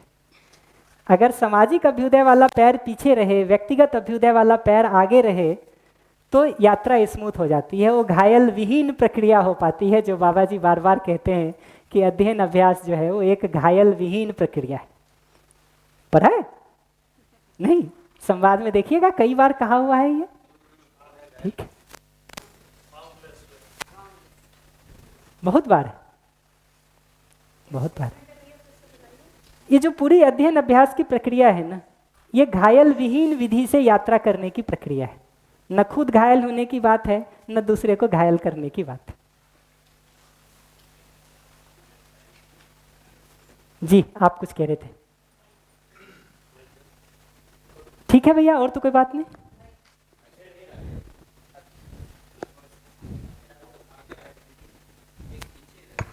भैया वो सब बात ठीक है, अपने से श्रेष्ठ हमें पता तभी पड़ेगा जब हम थोड़ा आकलन तो करेंगे ही कि श्रेष्ठ है कि नहीं है। तो बिना आकलन किए तो श्रेष्ठ नहीं पता पड़ेगा। तो वो बात तो पूरी हो गई थी, लेकिन श्रेष्ठ का आकलन तो आकलन करना ही पड़ेगा। आप करिए, फिर मैं रिस्पॉन्ड करूंगा। जी ठीक है, बात पूरी हो गई। देखिए उसमें इतना ही है कि टेक्निकली भाषा में चलेंगे ना, तो मूल्यांकन और पहचान दोनों में अंतर किया हुआ है मध्यस्थ दर्शन में। ठीक, जैसे आप अगर सम्मान को पढ़ेंगे मानव संचेतनावादी मनोविज्ञान में, तो उसमें ऐसा है कि दिव्य मानव जो है वो मानव, देव मानव, इन सब का मूल्यांकन कर पाता है। देव मानव को देखेंगे तो वो मानव का मूल्यांकन कर पाता है, मानव को देखेंगे तो वो अधिकतम मानव का मूल्यांकन कर पाता है, उससे अधिक का नहीं कर पाता। लेकिन अपने से अधिक का मूल्यांकन कर पाने का मतलब है, सामान्य भाषा में कहूं तो उसकी गहराई कितनी है ये माप के बता देना। पहचान का मतलब है कि हमको पता चल जाता है कि वो हमसे श्रेष्ठ। आप एक नदी पार करते ना, आप उसकी गहराई नहीं बता सकते, लेकिन ये बता सकते हैं कि मेरे डूबने से ज्यादा पानी है, कि नहीं बता सकते। तो श्रेष्ठता की पहचान तो हो जाती है, श्रेष्ठता का मूल्यांकन नहीं हो पाता। श्रेष्ठता का मूल्यांकन तो हम श्रेष्ठ होकर के ही कर पाते हैं, और जिस स्तर पर हम खड़े हैं उतने ही स्तर का मूल्यांकन ठीक से हो पाता है, हो पाता है। ऐसा मेरे देखने का जो दृष्टिकोण है, देखिए मैं सिर्फ उतने को ही शेयर कर रहा हूँ।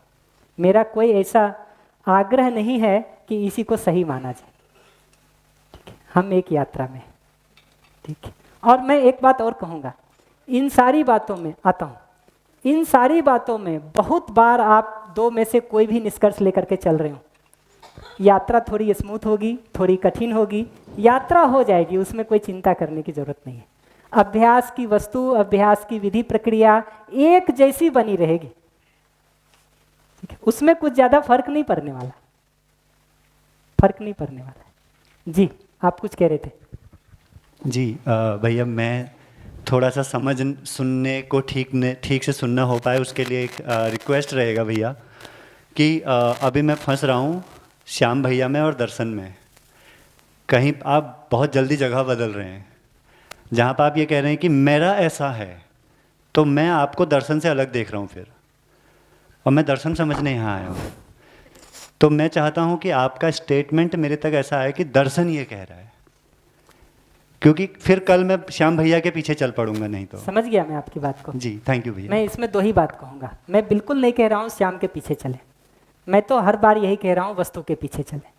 लेकिन अगर आप हमसे पलट के ये पूछोगे कि क्या मध्यस्थ दर्शन जैसा वस्तुओं को कहता है, तुम ठीक ठीक वैसा ही बोल पाते हो, ठीक, मेरा दावा नहीं, ठीक। क्यों दावा नहीं है? क्योंकि अनधिकार चेष्टा है। मध्यस्थ दर्शन को 2-4 अक्षर भी जिसने अध्ययन किया हो, उसको ये बात बहुत साफ समझ में आती है कि सहअस्तित्व में अनुभूत हुए बिना सहअस्तित्व को संपूर्णता में अभिव्यक्त नहीं किया जा सकता, ठीक है।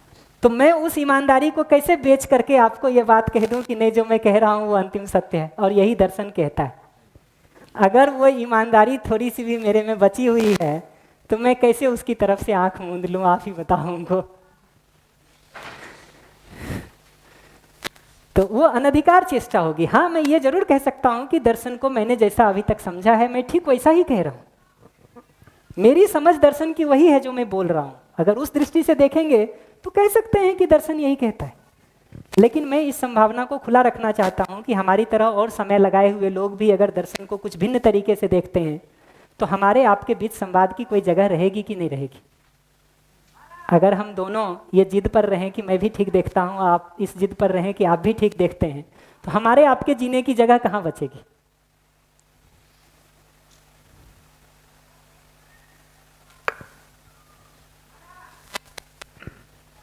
कई बार ऐसा होता है कि हमारे अज्ञान के कारण हम समझ नहीं पाते हैं कि सामने वाले की योग्यता पात्रता कितनी है, और हम बहुत समय तक दूर तक अनुगमन करते हुए निकल जाते हैं। वहाँ कई बार मार्गदर्शन भी कई बार उपलब्ध नहीं होता है किसी वजह से। वहाँ क्या हमारे को रास्ता बहुत सिंपल, मैं जो कम से कम अपने लिए करता हूँ, जितना मिला उसके प्रति कृतज्ञता, शेष के लिए अपनी जिम्मेदारी।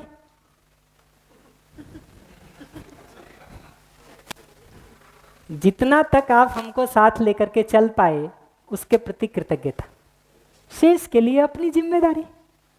अस्तित्व तो खुला है जी हम सब के लिए, प्रयास करेंगे और क्या कर सकते हैं। शिकायत की जगह नहीं है इसमें।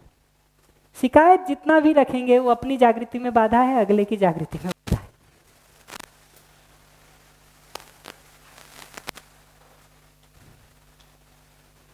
ठीक है, कुछ पूर्व पुरुषों के बारे में देखेंगे ना, तो सामान्य रूप से नागराज जी का एक स्टैंडर्ड कथन है जो मैंने कोट करके रख दिया है सिर्फ कि, और ये सब मैंने कुछ वैसे प्रश्नों को अपनी तरफ से प्लेस कर दिया है जिसको सामान्य रूप से लोग हमको अलग अलग शिविरों में पूछते रहे।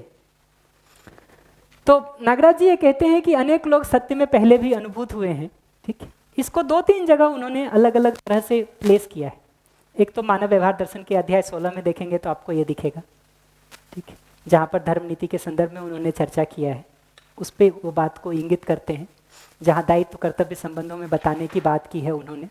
दूसरा संवाद में भी देखेंगे एक जगह, तो ये बात को कहते हैं कि इस धरती पर अनेक समाधि संयम पूर्वक अनुभव संपन्न जीवन हुए हैं, लेकिन यहाँ से शुरू होता है कि दर्शन की क्या भूमिका है और हमारी आपकी क्या भागीदारी। तो कहते हैं लेकिन शिक्षा की परंपरा नहीं बनी, व्यवस्था की परंपरा नहीं बनी, सहअस्तित्व में वो व्यवहार सूत्रित होकर के संस्कृति सभ्यता विधि व्यवस्था तक नहीं उभर करके आ पाए। ठीक है, ये हमारी आपकी भूमिका को तय करता है कि हमको आपको क्या करना है। और मेरे हिसाब से वो क्रूशियल जगह है जहाँ से हमारी आपकी जिम्मेदारी तय होती है कि हमको इस पूरे दर्शन को संस्कृति, सभ्यता, विधि व्यवस्था में मानवीयता के समावेश के अर्थ में प्रयोग करना है, उसमें अपने को इन्वेस्ट करना है, या अन्यथा कुछ अपनी पहचान बनाने के लिए, अपनी प्रतिष्ठा पाने के लिए, अपना कुछ पद पैसा पाने के लिए इसको प्रयोग करना है। क्योंकि समाज के चीज़ों के सफल होने के लिए एक एक व्यक्ति का प्रयास महत्वपूर्ण है। एक व्यक्ति कोई अनुभव करना चाहता ना, उसके लिए तो उसका व्यक्तिगत प्रयास मुख्य रूप से महत्वपूर्ण है। लेकिन पूरे समाज में समाधान, समृद्धि, अभय, सहअस्तित्व घटित हो जाए, इसके लिए पूरे समाज का प्रयास महत्वपूर्ण है। तो हमारी आपकी एक एक व्यक्ति की भागीदारी उसमें बहुत महत्वपूर्ण हो जाती है। आप पूरे परिवार में ही देखिएगा ना, छोटी छोटी चीज़ों में आप देखिए, पूरे परिवार में खाना भी आप क्या बनाना चाहते हैं ना, ये पूरे परिवार की सहमति के साथ ही सहजता से तय होगा, नहीं तो झगड़ा होता रहेगा। और सबका अगर ध्यान रख के नहीं चलेंगे उसमें, 2-4 दिन से ज़्यादा आप खाना नहीं बना सकते हैं साथ साथ, ये मैं पक्का बता सकता हूँ। तो समाज के ठीक होने की जगह पर इस पूरे दर्शन को, इस मानवीयता को संस्कृति, सभ्यता, विधि व्यवस्था में पिरो करके हम बढ़ा सकें, उसमें अपनी भूमिका को बहुत निष्ठा और ईमानदारी से पहचान के लगने की जरूरत है। और निश्चित रूप से ये ध्यान रखना चाहिए कि हम दूसरे को उतना ही सहयोग कर सकते हैं जितनी यात्रा हम खुद किए हैं। तो अपनी यात्रा वाले भाग ओझिल नहीं हो जाए समाज को ठीक करने में। संस्कृति, सभ्यता, विधि व्यवस्था में मानवीयता का समावेश करने का धारक वाहक वही हो सकता है जिसने मानवीयता को स्वयं में स्थापित किया। ये ध्यान में रहना जरूरी है। हम भले उसको एक्सप्लिसिटली नहीं बोल रहे हों, पर यह बात पता रहना जरूरी है कि हमको गणित आता है तभी गणित बता सकते जी। भैया, ये जो भी आपने अभी जो स्टेटमेंट बोला पिछली वाली स्लाइड के अंदर ही, कि अनेक लोग सत्य से में पहले भी अनुभूत हुए हैं, ये मैं नहीं कह रहा हूँ, ये नागराज जी कह रहे हैं, मैं उसको रिपीट कर रहा हूँ जी। लेकिन उस पर एक क्वेश्चन जो ये बनता है, हालांकि डायरेक्टली ये मेरी जागृति से संबंधित नहीं है जी, लेकिन जब वो अनुभूत हुए हैं तो वो शिक्षा परंपरा या व्यवस्था क्यों नहीं बन पाया, उसको आप कैसे देखते हैं? क्योंकि ऐसा कई लोग हुए हैं। इस पे मैं 2 बात कहूँगा। एक तो ये कि इसका बहुत साफ साफ उत्तर मुझे वांग्मय में या नागराज जी के उसमें लिखा हुआ नहीं दिखता है, ठीक है? इसलिए जो मैं कहूँगा वो मेरा अनुमान है, ठीक है? और है इस पे, ऐसा नहीं है कि मैंने नहीं सोचा है इन चीज़ों पर। मेरा अनुमान एकदम सिंपल है। दर्शन के प्रणेता जिस ऊंचाई और गहराई से नागराज जी ने, और इसको मैं मध्यस्थ दर्शन के संदर्भ में ही कहूँगा, मैं बाकियों के संदर्भ में कहूँगा भी नहीं, ए नागराज जी जिस गहराई और ऊंचाई से जी करके, सहअस्तित्व में अनुभूत हो करके और लोगों के साथ जी करके चले गए, हम अगर आज के लोगों को देखते हैं ना, जो हम जैसे लोग लगे हुए हैं, ठीक, एक हिस्सा भी नहीं है हम लोगों के पास, ठीक।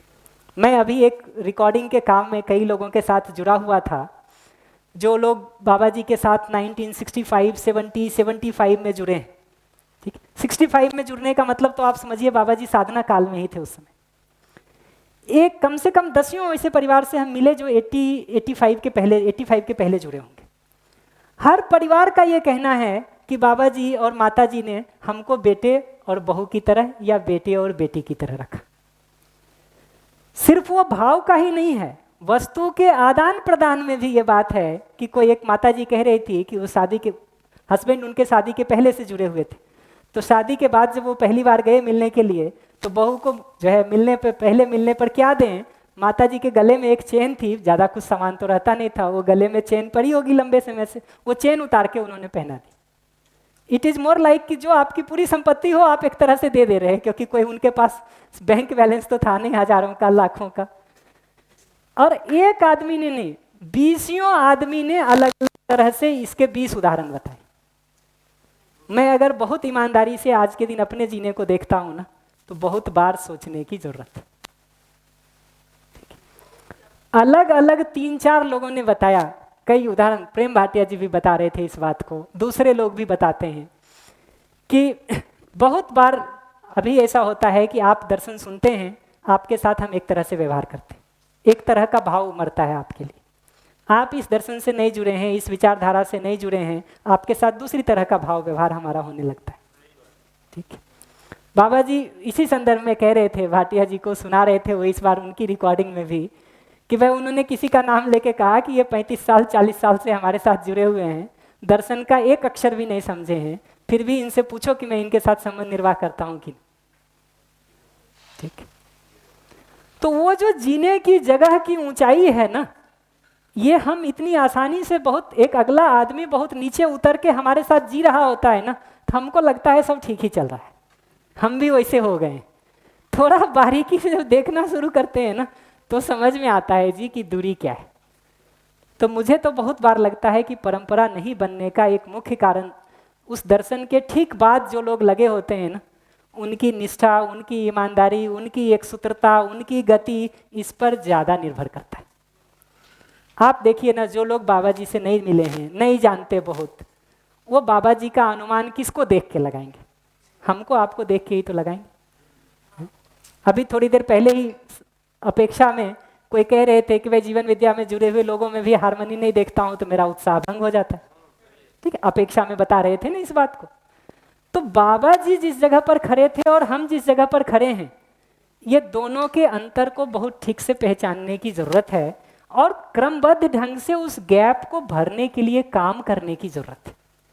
उसमें हम कोताही करेंगे, उसमें हम ढीलापन करेंगे, उसमें हम निष्ठा और ईमानदारी पूर्वक अपने को इन्वेस्ट नहीं करेंगे, तो सिर्फ इतना कह देने से कि बाबा जी दिव्य पुरुष थे, सिर्फ इतना कह देने से कि मध्यस्थ दर्शन पूर्ण दर्शन है, किसी मानवीयता की परंपरा नहीं बन जाती। पर ये मेरा व्यक्तिगत वो है जो मुझे पढ़ करके सेंस हुआ है और जिंदगी देख करके भी समझ में आता। जी जी, तो छोटा सा डाउट और है, अनुभव की भी स्टेजेस हैं क्या, या अनुभव की स्थिति एक ही है, या क्योंकि जैसे कई महापुरुषों ने। ये अच्छा प्रश्न है। देखिए, तुम्हें अनुभव जिसको कह रहे हैं वो तो एक ही जगह है, ठीक है, उसके स्टेजेस नहीं है अलग अलग, एक ही वस्तु है। इतना ही है कि मध्यस्थ दर्शन के वाङ्मय में जब आप उसको पढ़ेंगे ना, तो नियम, न्याय, धर्म, सत्य, ऐसा 4 सीढ़ी लगाए हैं उसमें। और खास करके आप अभ्यास दर्शन को, बाबा जी की कुछ डायरीज को पढ़ेंगे तो उसमें ऐसा भी प्रयोग होता है, नियम में अनुभव, न्याय में अनुभव, धर्म में अनुभव, सत्य में अनुभव। बट ये उसी सत्य में अनुभव की सीढ़ी लगाई हुई है। तो मूल रूप में आप पूछेंगे तो अनुभव तो एक ही है। ऐसा बाबा जी अगर व्यवहार दर्शन को पढ़ेंगे तो 4 या 5वें अध्याय में जहाँ उन्होंने पंचकोटि के मानव की बात की है, वहाँ पर इस बात को रखा भी है। अनुभव एक सा ही है, अभिव्यक्ति में भिन्नता हो सकती है। पर देखिए, मैं सारी बातों को समेट करके ना एक ही बात कहूँगा कि ये बहुत गैर महत्वपूर्ण है कि लोग पहले सत्य में अनुभूत हुए कि नहीं। महत्वपूर्ण यह है कि जिस दर्शन में मैं जुड़ा हूं, ठीक है, उस दर्शन के प्रणेता को मैं सत्य में अनुभूत देख पाता हूं कि नहीं, और उसमें उतनी निष्ठा, तत्परता, ईमानदारी से लगता हूं कि नहीं, क्योंकि गति हमारी उससे होने वाली है। अन्यथा क्या होता है ना, मैं उस पर आगे और भी बात करूंगा, कई बार हम बहुत गैर महत्वपूर्ण प्रश्नों को महत्वपूर्ण बना लेते हैं और अपना बहुत सारा समय और ऊर्जा उसमें इन्वेस्ट कर देते हैं। ये ऐसे ही है जैसे आज के दिन देखिएगा ना, तो धरती पर मानवीयता पूर्वक जीने की बात पर समाज बहुत कम ध्यान देता। चंद्रमा पर प्लॉट हो जाए, मंगल पर जो है आदमी बस जाए, ठीक, उसके लिए महत्वाकांक्षी योजनाएं चल रही हैं, उसके लिए अरबों डॉलर है, उसके लिए लोग हैं, उसके लिए संसाधन। जहाँ न हवा है न पानी है, हम वहाँ धरती बसाने की बात करते हैं। जहाँ सब है उसको बनाए और बचाए रखने के लिए हमको ध्यान नहीं जाता कि नहीं। तो हमको इस बात पर बहुत सजग रहने की जरूरत है कि हम गैर महत्वपूर्ण प्रश्नों में न उलझें। मध्यस्थ दर्शन की अध्ययन और अभ्यास की विधि वही रहेगी, चाहे वो पहले सत्य में अनुभूत हुए हो चाहे नहीं हुए, ठीक है, उसमें कोई फर्क नहीं पड़ने वाला। तो क्या हमारे लिए महत्वपूर्ण है, क्या हमारे लिए गैर महत्वपूर्ण है, इसको पहचानना भी अध्ययन अभ्यास क्रम में बहुत जरूरी है। वरना बहुत सारे गैर महत्वपूर्ण प्रश्न हमारा बहुत सारा समय खा जाते हैं। और ये मैं अपना खराब करने के बाद बोल रहा हूं।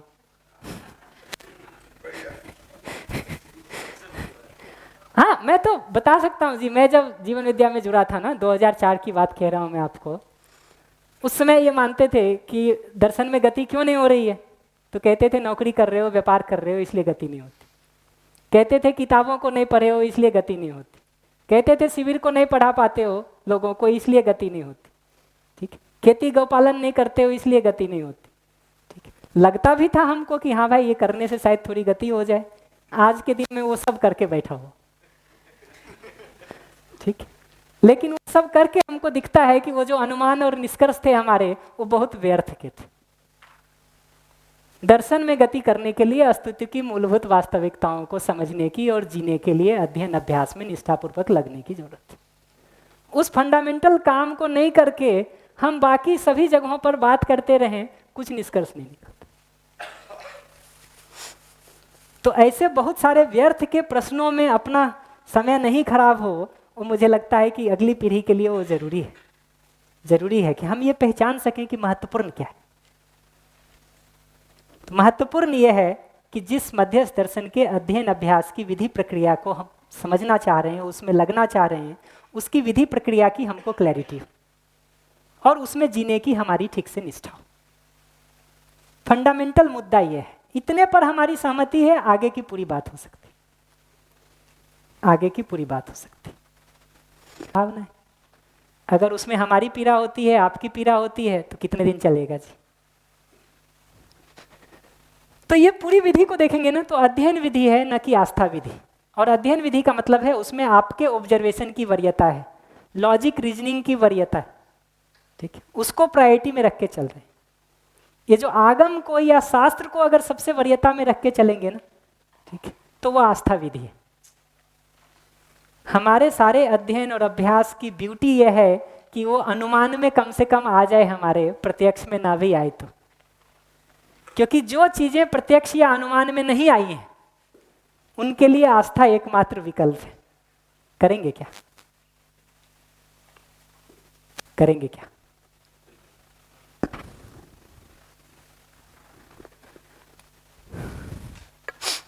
भैया एक सवाल है जी। भैया मैं अभी तक थोड़ा सा वो वस्तुनिष्ठ और व्यक्तिनिष्ठ से इस चीज़ को मैं थोड़ा एसोसिएट करना चाह रहा हूँ। जैसे मैंने मॉर्निंग सेशन जो अटेंड किया, उसमें एक चीज़ बार बार बोली जाती है, खुद में देखिए, है ना।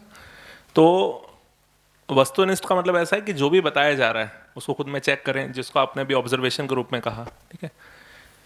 पर एक और चीज़ ये भी कही जा रही है कि अल्टीमेटली प्रमाण जो है वो व्यक्ति होगा, है ना। अभी जो भी उदाहरण आपने दिया उसमें बाबा जी का नाम बार बार लिया, तो इसको बैलेंस कैसे किया जाए कि एक तरफ हम ऐसा कर रहे हैं, मतलब उसको थोड़ा सा क्लियर कर रहे हैं। ये अच्छा प्रश्न है, इसको मैं थोड़ी देर के लिए रोक के रखता हूँ, थोड़ी देर बाद में लौट के आता हूँ तो इसको रिस्पॉन्ड करूँगा। जी जी, आना ही है हमको उस पर।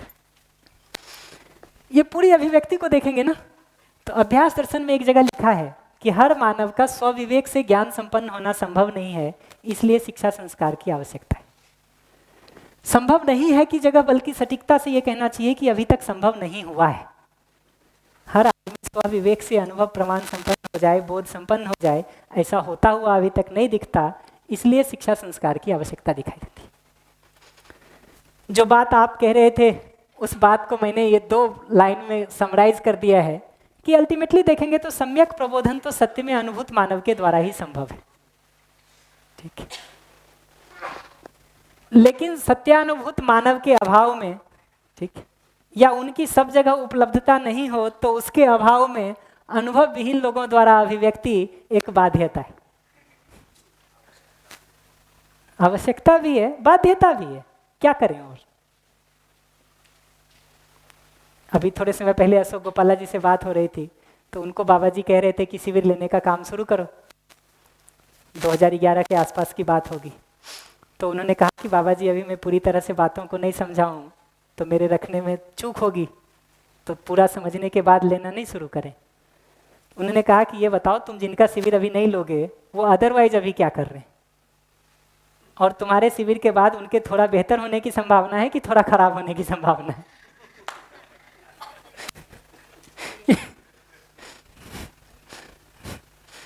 ठीक है, उत्तर बहुत साफ है ना जी, उत्तर बहुत साफ है।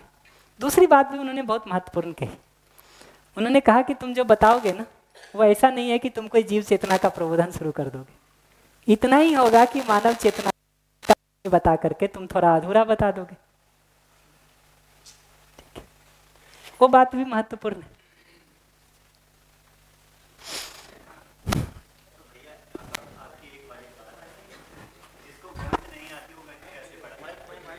बिल्कुल ठीक कह रहे हैं, इसीलिए वो बात नीचे लिख दिया है।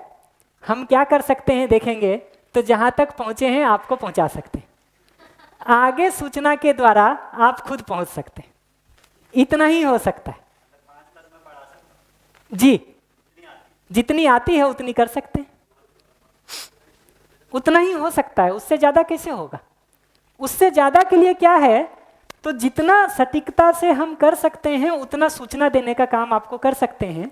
आगे उस यात्रा को तो आपको ही करना पड़ेगा। किस तरह से कि जिसको सत्य का अनुभूत नहीं है वो मार्गदर्शन कर रहा है और अपना सत्य बना के बैठ गया तो। बिल्कुल ठीक बात है। इसमें अच्छी बात इस पूरे में यह है कि ये कोई मान्यता की विधि नहीं है कि अगला अपनी बात को आपके ऊपर थोपता है। हर समय ये एक प्रस्ताव है और मूल में जांच परख का अधिकार आपके पास है। ठीक है, मूल अधिकार आपके पास है, मेरे पास नहीं है। पर मेरी ब्रेन की बाध्यता नहीं है कि जैसा कहा जा रहा है मैं उसको क्योंकि मेरा ब्रेन भी एक सर्टेन डिजाइन पे काम करता है। अगर निरीक्षण परीक्षण की प्रक्रिया आपको समझ में आ जाए तो नहीं उलझेंगे। वो प्रक्रिया नहीं पकड़ में आए तो किसी व्यक्ति के साथ उलझ सकते हैं। ठीक, थैंक यू। तो दर्शन वांग्मय उसको हम केंद्र में रख करके चलेंगे, उससे जितनी भी बात करनी हो वो हम कर लेंगे।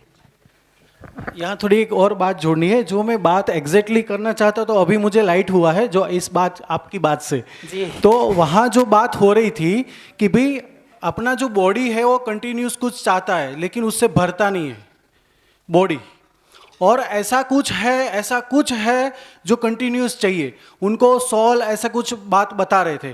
तो एट ए टाइम मेरा ध्यान अभी, क्योंकि मैं दर्शन से जुड़ा हूँ, तो हम जो शरीर और जीवन की जो बात कर रहे हैं उस बात को भी मैं पैरेलल मैंने वहाँ पे रखा। तो उस माइक्रो मोमेंट में मेरे को जरा भी कन्फ्लिक्ट नहीं हुआ कि ये लोग ये बोल रहे हैं और ये बोल रहे हैं। और यहाँ ये भी हो रहा है कनेक्टेड कि संसार में, वर्तमान में और भूत में अनेक लोगों को अपने से श्रेष्ठ जुते हुए पाया है और सत्य के साथ जीते हुए पाया। तो यहाँ जो वो सोल और शरीर की बात जो कर रहे हैं और दर्शन में जो जीवन और शरीर की जो बात कर रहे हैं वो शायद पैरेलल है। तो इसमें ये ध्यान जाता है कि जैसे बाबा जी ने बताया कि बहुत कुछ लोग ऐसे होते हुए जीते भी है। भैया मेरा जो सत्यापन है ना वो एकदम सिंपल है कि वो मेरा सत्यापन है, मैं अपने से श्रेष्ठ पाता हूँ। मेरा ऐसा कोई कहना नहीं है कि वो श्रेष्ठ हैं। दूसरा, ये जो दूसरी बात आप कह रहे सत्य में अनुभूत होने की बात, वो मैं नहीं कह रहा हूँ। आज के उपलब्ध लोगों के लिए मैं बिल्कुल नहीं कह रहा हूँ। ठीक है, मैं बिल्कुल भी नहीं कह रहा हूँ। ठीक है, मेरा ऐसा कोई क्लेम नहीं है जी, बिल्कुल भी नहीं। बढ़िया, तो इस पूरी, हाँ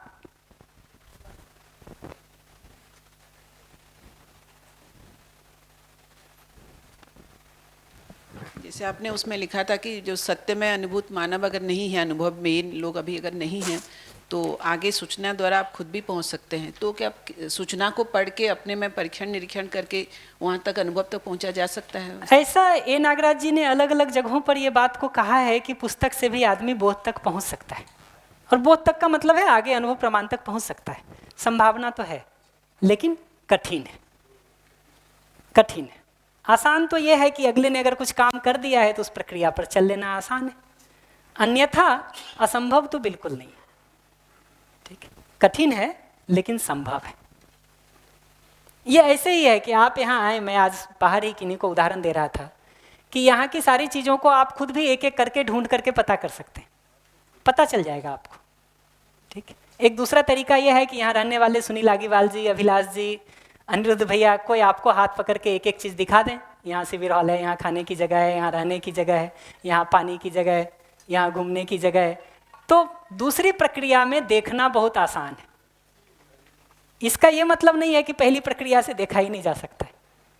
ठीक है, तो दूसरी प्रक्रिया जब तक उपलब्ध है बहुत अच्छी बात है, नहीं उपलब्ध है तो हमारे पास चॉइस ही क्या है। और हम अगर आज ये सोचें कि सत्य में अनुभूत मानव हो जो हमको हाथ पकड़ के चला दे तब मैं चलूंगा, ये चॉइस ही नहीं है मेरे पास जी, ये चॉइस ही नहीं है मेरे पास। करूं क्या मैं उसमें? तो दूसरा ही रास्ता ढूंढना पड़ेगा ना।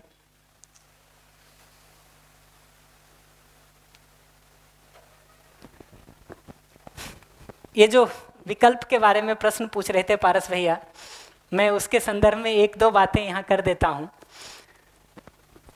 बाबा जी ने 2012-13 के दौरान कई सारे आर्टिकल लिखे। उसमें एक आर्टिकल में उन्होंने कहा कि मैंने पूरी बात को 4 तरह से प्रस्तुत किया है। एक को उन्होंने नाम दिया चेतना विकास मूल्य शिक्षा, एक को नाम दिया अस्तित्वमूलक मानव केंद्रित चिंतन, एक को नाम दिया मध्यस्थ दर्शन से अस्तित्ववाद, और एक को नाम दिया विकल्प विधि। ऐसा आप देखेंगे उस आर्टिकल में तो इन चारों विधियों का जिक्र है। ठीक है, तो निश्चित रूप से देखेंगे तो प्रस्तुति की विधियों में एक विधि विकल्प विधि। आप मुझसे पूछेंगे कि मैं किस विधि का सर्वाधिक प्रयोग करने वाला हूं इस सत्र में या कर रहा हूं, तो वो अस्तित्वमूलक मानव केंद्रित चिंतन की विधि है, जिसमें अस्तित्व क्या है उसके डिस्क्रिप्शन पर हम अपने को केंद्रित रखेंगे। ठीक है, और उसमें मनुष्य का जो मानवीय आचरण है, जिसमें मानवीय स्वभाव, मानवीय दृष्टि, मानवीय प्रवृत्ति का विकास हो सके, उसको केंद्र में रख के हम चलेंगे। तो हमारे इस सत्र का अप्रोच बहुत क्लियर है। बहुत डिस्क्रिप्शन नहीं है उस आर्टिकल में, बट अगर बहुत सामान्य ढंग से मैं जो देखता हूँ ना, मुझे विकल्प विधि का मतलब ये समझ में आता है कि किसी बर्तन में अगर पानी भरना हो, ठीक, और उसमें पहले से तेल रखा हुआ हो, तो पहले तेल खाली करना पड़ेगा कि नहीं, फिर उसको साबुन सर्फ से ठीक से मांजना पड़ेगा, तब जाके उसमें पानी भरा जा सकता है कि नहीं। तो अगर हम पहले से इतना कूड़ा और कचरा लेके बैठे हुए हैं जहां हमको सुनने का जगह ही नहीं है, ठीक, हम विद्वान मान के ही बैठे हैं खुद को, और हमको कुछ कमियां दिखाई भी नहीं दे रही, अपनी आवश्यकता भी नहीं महसूस हो रही दर्शन को समझने की, जीने की, करने की, तो क्या करेंगे जी? पहले बताएंगे कि तुम जो जी रहे हो उसमें क्या क्या समस्या है, बताना ही पड़ेगा ना फिर। ठीक है, वो बताने से धीरे धीरे जगह बनती है आपके अंदर कुछ ग्रहण करने की। पात्रता विकास की प्रक्रिया है वो भी एक। वो जो बात मैं शुरू में कह रहा था ना कि अगले को अगर बात कहना है और जगह नहीं है तो क्या करेंगे? पहले बात कहेंगे कि पहले जगह बनाएंगे? जगह बनाएंगे। लेकिन दूसरी बात भी उतनी ही सत्य है कि अगर पहले से जगह बना हुआ हो तो उतना देने का काम भी तो हो ही सकता है, उसके साथ फिर बाकी की समीक्षा के काम को भी किया जा सकता है। ये दोनों प्रक्रिया है, और आप अगर पूरे संवाद को पढ़ेंगे, वांग्मयों को पढ़ेंगे, तो ये दोनों प्रक्रियाओं पर जिक्र है। ये चारों अलग-अलग प्रक्रिया है या एक दूसरे के साथ क्लब भी हो सकती है? वही है, देखिए जब हम इस तरह की कैटेगरी बनाते हैं ना, तो ये ब्रॉड कैटेगरीज होती हैं। ऐसा नहीं होता है कि बहुत फाइन लाइन डिमार्केट किया हुआ होता है कि ये यही है, ये वही है। ठीक, तो एक लेवल पर ये सब ओवरलैप्ड हैं। इंद्रधनुष के रंगों को देखते हैं, 7 रंग हैं, लेकिन ऐसा कोई लाइन आप नहीं खींच सकते कि यहाँ पर ये रंग खत्म हुआ और दूसरा शुरू हुआ। होता क्या है, पहला धीरे धीरे फेड होता है, दूसरा धीरे धीरे शुरू हो जाता है। देखिए दिखता है। तो ये उस तरह का पूरा वो है कि है तो एक लेवल पर ओवरलैप, लेकिन समझने की दृष्टि से हम उसको कैटेगराइज करके अलग अलग बात करते हैं। तो भैया थोड़ा कैटेगरी को थोड़ा समझाइए ना। नहीं ऐसा है ना, एक मिनट भैया। हाँ, जैसे विकल्प विधि है और चेतना विकास मूल्य शिक्षा है, अब दोनों की बात हो रही है, और विकल्प यानी कि वो उनका कहना ऐसा है कि तुम बिल्कुल खाली हो जाओगे तो ही ये चेतना विकास मूल्य शिक्षा चलेगी, तो इस तरह से होगा क्या? देखिए जिसे बच्चों के लिए आप देखेंगे ना। दूसरी बात भैया, हाँ। आपने क्या कहा कि यानी कि आप में ऐसा भरा है, जैसे मैं अगर एग्जाम्पल दूं कि गीता का मैंने थोड़ा अभ्यास किया और मुझे हर जगह वो यानी कि मध्यस्थ दर्शन में आने के बाद में मुझे गीता की ज़्यादा क्लैरिटी हुई, ऐसा भी कह सकते हैं कि वो प्रैक्टिकल मुझे ज़्यादा अच्छे से लगने लगा। तो मुझे वो क्या खाली करने की ज़रूरत है क्या? दूसरी बात कि मुझे यानी कि ये गीता उपनिषद सब देखा, परंतु अब इस वक्त परिप्रेक्ष्य में सोशो स्पिरिचुअल के हिसाब से सबसे अच्छा मुझे यही लग रहा है, और मैं 2-2.5 साल से वक्त यही कर रहा हूँ। तो फिर मुझे वो जो आप कह रहे हो कि वो सब कुछ भूल जाने की जरूरत है क्या? विकल्प विधि यह कहती है क्या? वही, अगर ठीक से देखेंगे ना तो जितना मैं समझ पाया हूँ, ठीक, विकल्प विधि का मतलब है कि जो कुछ भी हमारा ठीक नहीं है उसको केंद्र में रख के हम बात करते हैं। जैसे ये जो पहली विधि है ना, चेतना विकास मूल्य शिक्षा, बाबा जी ने बच्चों के लिए मुख्य रूप से इस विधि को प्रस्तावित किया है, और उन्होंने इस बात पर बहुत जोर दिया है कि क्लास 5 तक तो कम से कम बच्चे से नकारात्मक कोई भी बात नहीं की जाए। ठीक है, हमारी टीचर भी एक बैठी हुई है यहाँ, रजनी मैम तो इस बात पर बहुत जोर दिया है कि नकारात्मकता की चर्चा भी नहीं की जाए क्लास 5 तक, यानी लगभग 10 साल की उम्र तक। ठीक है, तो बच्चों के लिए वो विधि है। ठीक, विकल्प विधि जो है ये प्रधानता से, अगर हम आदर्शवाद या भौतिकवाद के किसी चंगुल में फंसे हुए, ठीक, जो किसी न किसी सीमा में हम सब में होता भी है, ठीक, और उसके ट्रेड से लिखे हुए, जैसे आदर्शवाद का मतलब है आस्था को केंद्र में रख के जीना, ठीक, तर्क को वैल्यू नहीं करना, ईश्वर को केंद्र में रख करके सोचना, ठीक, उसी को कर्ता दृष्टा भोक्ता मानना। ठीक, ऐसे ही भौतिकवाद के बारे में कुछ है, सुविधा संग्रह को ही अपना अल्टीमेट लक्ष्य मानना, भोग को ही अपना मूल वो मानना, संवेदनाओं की तृप्ति को ही अपना लक्ष्य मानना। ऐसे ट्रेड्स आप वांग्मयों को पढ़ेंगे तो मिलेगा आपको कि आदर्शवाद में क्या कहा है, भौतिकवाद में क्या कहा है। ठीक, इन लक्षणों से हम जहाँ कहीं भी ग्रसित हैं, निश्चित रूप से उतने हिस्से को तो हमको सटीकता से समीक्षा करके बदलने की जरूरत है। तो ये किसी वांग्मय की, किसी दूसरे व्यक्ति की, किसी दूसरे दर्शन की समीक्षा का प्रधान मुद्दा नहीं है। प्रधान मुद्दा तो स्वयं का सटीकता से आकलन करके जो जो चीजें ठीक नहीं हैं उसको बदल करके ठीक करने की जरूरत है। ये सब कुछ बातें हमने सामान्य सूचना के रूप में रख दिया है कि मध्यस्थ दर्शन की पूरी अभ्यास प्रक्रिया के बैकग्राउंड के रूप में मैं कुछ चीज़ों को रखता जा रहा हूँ, ताकि उसको धीरे से आप आगे कनेक्ट कर पाएंगे। जो प्रश्न उन्होंने भी पूछा था कि समाधि संयम में और मध्यस्थ दर्शन के अध्ययन अभ्यास में क्या फ़र्क है, उसी एक आर्टिकल में बाबा जी ने ये बात कहा कि मैंने आज के समय ज्ञान और कर्म और उपासना, ये 3 विधियाँ सामान्य रूप से परंपराओं में सुनने को मिलता है। तो बाबा जी ने ये कहा कि मैंने ज्ञान विधि और कर्म विधि से चीज़ों को ठीक से प्लेस किया। ठीक, उपासना विधि को हमने बहुत नहीं बढ़ाया, ऐसा उन आर्टिकल्स में लिखा मिलता है जो 2012-13 के लिखे आर्टिकल हैं। और ये बात सही भी लगती है कि आप उपासना को देखिएगा ना तो कर्म दर्शन का जो दूसरा अध्याय है उसके अलावा, और उसके भी कुछ हिस्से के अलावा, बहुत लास्ट में थोड़ा सा हिस्सा है जिसके अलावा उपासना कहीं आपको बहुत मिलेगी। तो उपासना का जो फल है वो मध्यस्थ दर्शन में कहाँ से मिलेगा, उसको अगर आप देखेंगे तो अध्ययन अभ्यास से मिलेगा। ये जो अध्ययन पूर्वक अभ्यास करना है, इससे वो फल को सुनिश्चित करेंगे। इसीलिए यहाँ पर देखेंगे तो अध्ययन या अभ्यास को ही उपासना के रूप में पहचाना है। मध्यस्थ दर्शन में आप पूछेंगे तो अध्ययन या अभ्यास ही उपासना है। इसके लिए ज्ञान का सपोर्ट है और कर्म का सपोर्ट है। ऊपर से ज्ञान का सपोर्ट है, नीचे से कर्म का सपोर्ट है। ऐसा इसका क्रम है। मतलब ये उपासना को अलग से प्लेस नहीं किया है, पूरा उसको अध्ययन अभ्यास से ही जोड़ा है। जी जी जी, कर्म से ही जोड़ा है, ये कहना चाह रहे हैं, ज्ञान और कर्म से। जी, और उसके आधार को ज्ञान में लेंगे। इसीलिए हम बार बार अगर देखिएगा ना, जैसे हमने कहा भाई कृतज्ञता को सुनिश्चित करने के लिए क्या करें, कुछ निश्चित समझ को अपने में विकसित करें जिसके आधार पर कृतज्ञता का भाव आता है। आगे हम बात करेंगे स्नेह को अपने में सुनिश्चित करने के लिए क्या करें, कुछ निश्चित समझ को अपने में विकसित करें जिसके आधार पर स्नेहपूर्वक जीना सहज हो जाता है। भैया ये एक तो उपासना का परित्याग का मतलब क्या हुआ, और जो उपासना विधि का विस्तार नहीं किया है मध्यस्थ दर्शन में। क्या मतलब? अच्छा, उपासना विधि क्या है कोई जानने की जरूरत नहीं है। जानने की मूल सारे, एक अच्छी बात आपको बताता हूं, सारे निषेध का जो प्रयोजन होता है ना, वो निषेध में नहीं है, विधि को पहचानने में। जैसे आपको बताऊं यहाँ से दिल्ली जाने के ये 3 रास्ते हैं, तीनों ठीक नहीं है, इससे मत जाना, ठीक है।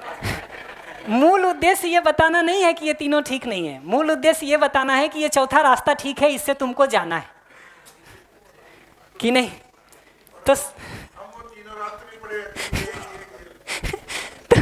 तो सारे निषेध का प्रयोजन विधि को पहचानना और विधि पर चलना है, ठीक है कि नहीं। ये बात ठीक लगती है कि नहीं लगती? तो मुद्दा यह है कि ज्ञान और कर्म हमको ठीक से समझ में आता है कि नहीं, उस पर चलने की अध्ययन अभ्यास की प्रक्रिया पकड़ में आती है कि नहीं। आती है तो बात पूरी हो गई।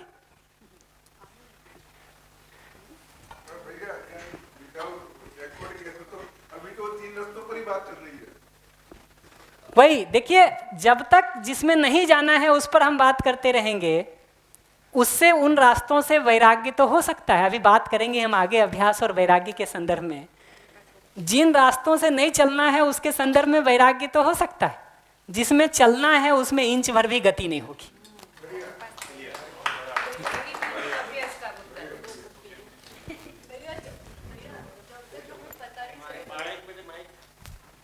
माइक इधर से दे दीजिए।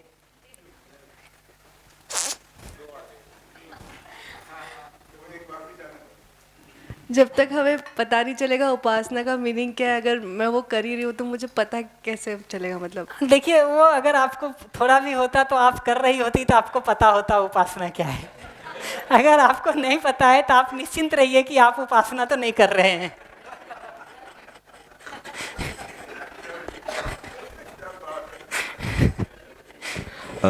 भैया वो जो दूसरी और तीसरी है, मतलब अस्तित्व मूलक मानव केंद्रित चिंतन और मध्यस्थ दर्शन सह अस्तित्ववाद, उस पे भी क्या डिफरेंस है? उसको भी थोड़ा बहुत, उसको भी हम विस्तार नहीं करते हैं, धीरे धीरे जब अवसर अनुकूलता होगी तो करेंगे। इस बात को तो मैंने पहले ही बता दिया कि प्रश्नों के उत्तर देने का 3 आधार हो सकता है। एक आधार है कि मेरा एक्सपीरियंस ये कहता है, हम अपने में सीधा उसको देख सकते हैं। एक आधार है अनुमान, लॉजिक, रीजनिंग। एक आधार है वांग्मय, शास्त्र, पुस्तकें, जिसको आगम क्रिया कहते हैं। जितना जितना हम पहले 2 पर शिफ्ट कर सकें, कम से कम अनुमान पर और प्रत्यक्ष पर, उतना उतना शिक्षा विधि है। जितना जितना वो दोनों पे हम नहीं शिफ्ट कर पाएंगे, उतना उतना जाने अनजाने कहीं ना कहीं आस्था विधि वरीय होती चली जाएगी। ठीक है? उसका मतलब यह है कि जो बात हमको कही जा रही है, अगर उसका तर्क संगत अनुमान मेरे अंदर नहीं बन पाता है, तो हम शिक्षा विधि में गति कैसे करेंगे? फिर तुमको मानना पड़ेगा, भाई जो आप कहो वो मान लेते हैं। तो शिक्षा विधि में चीजों के आने के लिए अनुमान पूर्वक तर्क संगत ढंग से अनुमान बन जाए अगले में वस्तु का, वो अभिव्यक्ति का शैली होना जरूरी है, जरूरी है।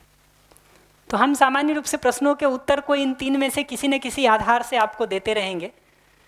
आप स्पेसिफिक पूछेंगे कि आगम के आधार पर ही बताओ, वांग्मय के आधार पर ही बताओ, तो वो बता सकता हूँ। आप कहेंगे प्रत्यक्ष के आधार पर बताओ, तो जितना पता है उतना बता दूंगा। तर्क का प्रयोग तो करते ही रहेंगे हम लोग। बढ़िया, ये बात भी मैंने अपने संदर्भ में ही प्रधानता से लिखी है और अध्ययन अभ्यास करने वाले की दृष्टि से बहुत महत्वपूर्ण है। देखिए, मैं बार बार इस बात को कहूँगा कि सारी समीक्षा का मूल प्रयोजन समीक्षा में नहीं है, निषेध में नहीं है, विधि को पहचानने में। और अपने लिए उन समीक्षात्मक चीज़ों को पहचान करके क्या गलत है उसको पहचान सकें, उसके संदर्भ में क्या सही हो सकता है, उस रास्ते को ठीक ठीक पहचान के चल सकें, ये मुख्य मुद्दा है। अगर इसको प्रधानता से नहीं करेंगे ना, तो बहुत संभावना है कि हम कहीं ना कहीं अपने को सही और तुमको गलत सिद्ध करने में जिंदगी का बड़ा समय लगाते।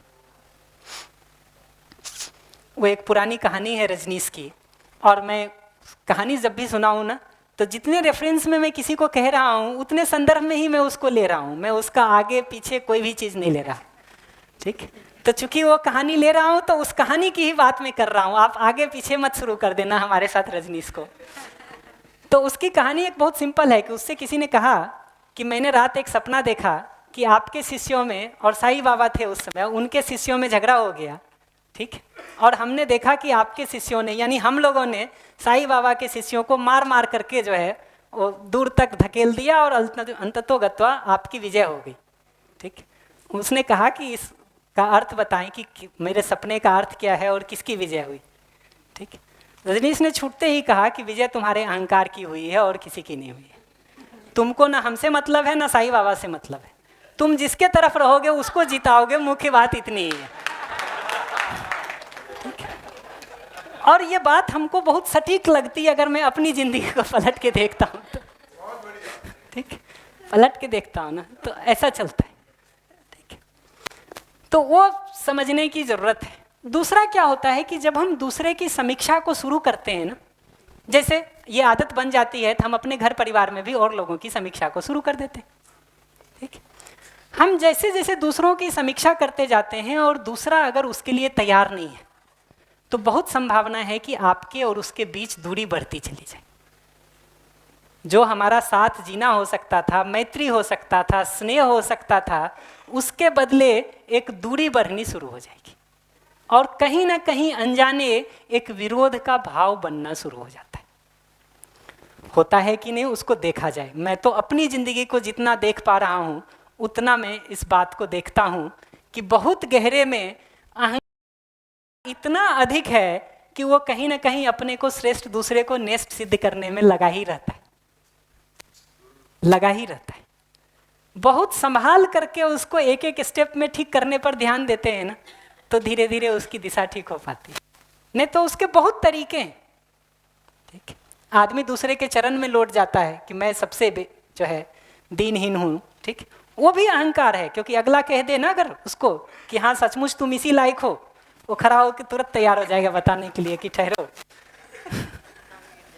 ठीक। चरणों में लेटे हुए को आप कह दीजिए हाँ तुम इसी लायक हो, 2 लात और ऊपर लगा दीजिए, देखिए उठ के क्या कहता है। ये अहंकार के इतने सूक्ष्म रूप हैं कि आदमी समर्पण पे भी खड़ा होता है तो एक अहंकार लेके खड़ा होता है कि हमसे ज्यादा समर्पण करने वाला कौन, ठीक। उस समर्पण की लाइन में भी हम सबसे आगे, ठीक। अहंकार का कुल स्वरूप यही है कि मैं ठीक तुम गलत।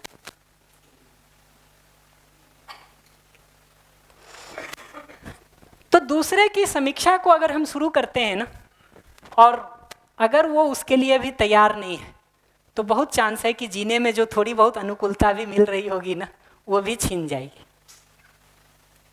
छीन जाएगी, क्योंकि हम अगले की समीक्षा शुरू करते हैं, अगला हमारी समीक्षा करने के लिए बैठा हुआ है। अब क्या करें? और घर परिवारों में अगर इस समीक्षा को शुरू करेंगे ना तो बहुत जल्दी ये दुष्परिणाम दिखाई देगा। बाहर जब तक करें तो नहीं उतना फिर भी दिखाई देगा। इसलिए घर परिवार में बहुत सजग और सतर्क रहने की जरूरत है। हमको बहुत बार ये दर्शन की सूचनाओं के बाद ये लगता है कि घर परिवार में भी हम जो है ना इसी तरह से दूसरों को समझने समझाने के काम को करेंगे। इस बात को समझना महत्वपूर्ण है कि घर परिवार में जीते हुए परस्परता में विश्वास के साथ, सम्मान के साथ, प्रेम के साथ, मैत्री के साथ संबंध में व्यवहार करना और जीना ये ज़्यादा महत्वपूर्ण है। उसके साथ समझने समझाने के लिए जितना अवसर अनुकूलता बनता है उसको हम कर सकते हैं। ये जीने वाले भाग को बाईपास करके हम समझने समझाने वाले भाग को सोचेंगे तो बहुत ज़्यादा गति नहीं होगी उसमें। तो समीक्षा के संदर्भ में हमको जो और 3-4 बातें कहनी है उसको भी मैं कह देता हूँ, क्योंकि समीक्षाओं की ज़रूरत पड़ती ही रहती है और हम बहुत बार उसको करते भी रहते हैं। तो पहली समीक्षा की मुख्य बात यह है कि ये प्रधानता से स्वयं के सुधार के अर्थ में समीक्षा का प्रयोजन है, न कि दूसरे का सुधार। फिर दूसरे के सुधार के लिए हम अगर समीक्षा करने भी जा रहे हैं तो अपने अंदर 20 बार ये जांच परख करके देख लेना चाहिए कि हमारे अंदर अगले के लिए विश्वास की, सम्मान की, स्नेह की, मैत्री की स्थिरता है कि नहीं है। दूसरे की कमियों पर बात करने के पहले, दूसरे की गलतियों पर बात करने के पहले, दूसरे की समीक्षा को करने के पहले अपना बहुत अच्छे से इस बात को देख लेना चाहिए कि इस काम को करने के ठीक पहले और इस काम को करते हुए मेरे अंदर विश्वास, सम्मान और स्नेह का भाव अगले के लिए यथावत बना हुआ है कि जिनके लिए मुश्किल है उनको ये समझना चाहिए कि आग में हाथ डालने के पहले अपना सुरक्षा कवच होना चाहिए। ठीक है? जिनके लिए मुश्किल है उनको ये बात सबसे पहले समझ लेनी चाहिए कि आग में हाथ डालने के पहले, ठीक है, अपना हाथ का सेफ्टी अगर नहीं है तो हाथ जल के बाहर निकलेगा। तो पहला नीड ही ये है। 1997 वाली जो बाबा जी की रिकॉर्डिंग है ना, उसमें अध्ययन के 3 चरण पर उन्होंने बात किया है। उसका पहला ही चरण है कि अध्ययन जो है वो सफल होता है या प्रबोधन सफल होता है परस्परता में मैत्री पूर्वक, विश्वास पूर्वक। संवाद में अलग अलग जगहों पर उन्होंने बहुत अच्छे से इस बात को कहा है कि मंगल मैत्री पूर्वक ही प्रबोधन सफल होता है।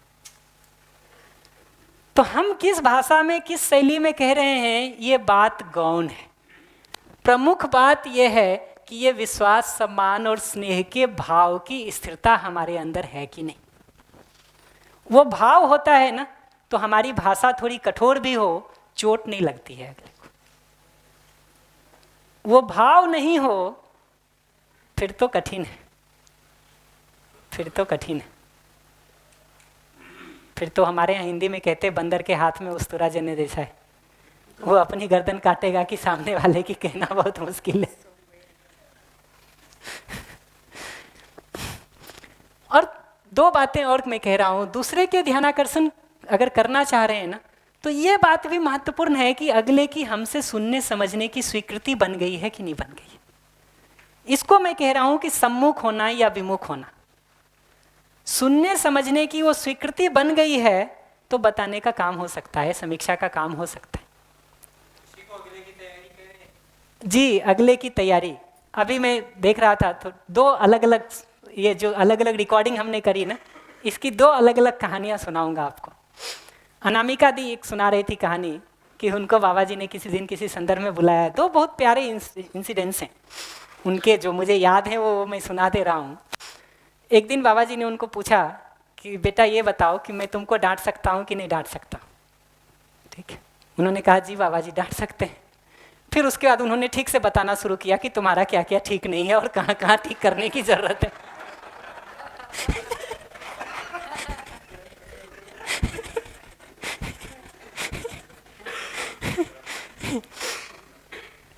ऐसे ही किसी एक दिन किसी संदर्भ में इन्होंने कुछ होमवर्क करके ले गए होंगे और बाबा जी ने उसमें कमियां बतानी शुरू की। 1 2 3 4 3-4 कमियां गिना दी एक लाइन से। अब एक आदमी कुछ होमवर्क करके ले जाता है बहुत उत्साह के साथ, तो एप्रिसिएशन की अपेक्षा रखता है। वो एप्रिसिएशन मिलने के बदले वो 4 कमियां जो है उसमें बता दी गई। माँ बाप कौन है, जिम्मेदारी किसकी है, और इस तरह के जो भी होंगे शब्द, मुझे बहुत याद नहीं, वो आशय पता है हमको कि कमियां बता दी। ठीक है, तो थोड़ी परेशान और दुखी होंगे ये। ठीक है, थोड़े समय बाद बाबा जी ने इनको बुला करके कहा कि बेटा ये बताओ कि ये जो मैं तुमसे कह रहा हूँ इसका आशय ये है कि दूसरे लोग तुम्हारे ऊपर उंगलियां आगे ना उठाएं, इसलिए मैं पहले उसको ठीक कर देना चाहता हूँ। ये ठीक है कि नहीं है? आदमी क्या बोलेगा? दीदी ने कहा हमारा मन जितना भी खट्टा था वो सब इस एक बात से पिघल करके सामान्य हो गया। तो ये जो परस्परता में विश्वास, सम्मान, स्नेह का भाव हो और अगले की हमसे सुनने समझने की स्वीकृति हो तो बहुत आसानी से चीज़ें चल सकती हैं। एक संदीप भैया हैं बिलासपुर में, वो अपने संस्मरण में कह रहे थे कि पहले 3 साल तक उन्होंने जो है ये देखा कि बाबा जी अगर 5 लोग बैठे होते थे इनके मित्र, तो बाकी 4 को बाबा जी एक लाइन से डांटते थे, इनको कुछ नहीं कहते थे। तो ये कहते थे कि मुझे लगता था कि यार देख ये सब नालायक हैं अपना कुछ ठीक नहीं करते हैं तो डांट खाते रहते हैं, मैं ठीक हूँ ये सब काम कर रहा हूँ। तो वो रहते भी थे, उसमें छोटी में रहना शुरू कर दिए थे, कई सारे मैगजीन निकालने का और उस तरह का काम करते थे। तो भाई ठीक है, हम 3 साल के बाद एक दिन बाबा जी ने उनको कहा कि अब मैं तुमको डांट सकता हूँ। कहा क्यों बाबा, पहले क्यों नहीं डांटते थे? तो कहा पहले अगर हम तुमको डांटते तुम भाग जाते यहाँ से।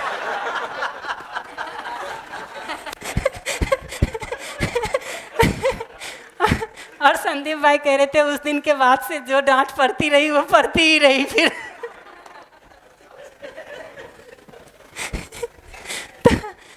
ये सारी समीक्षा की डांटने के मूल में देखिएगा ना तो बहुत ब्यूटी है जी, बहुत सौंदर्य है, उसके पीछे एक बहुत गहरी आत्मीयता है। बिल्कुल जी जी, यही कह रहा हूँ, यही कह रहा हूँ, यही कह रहा हूँ।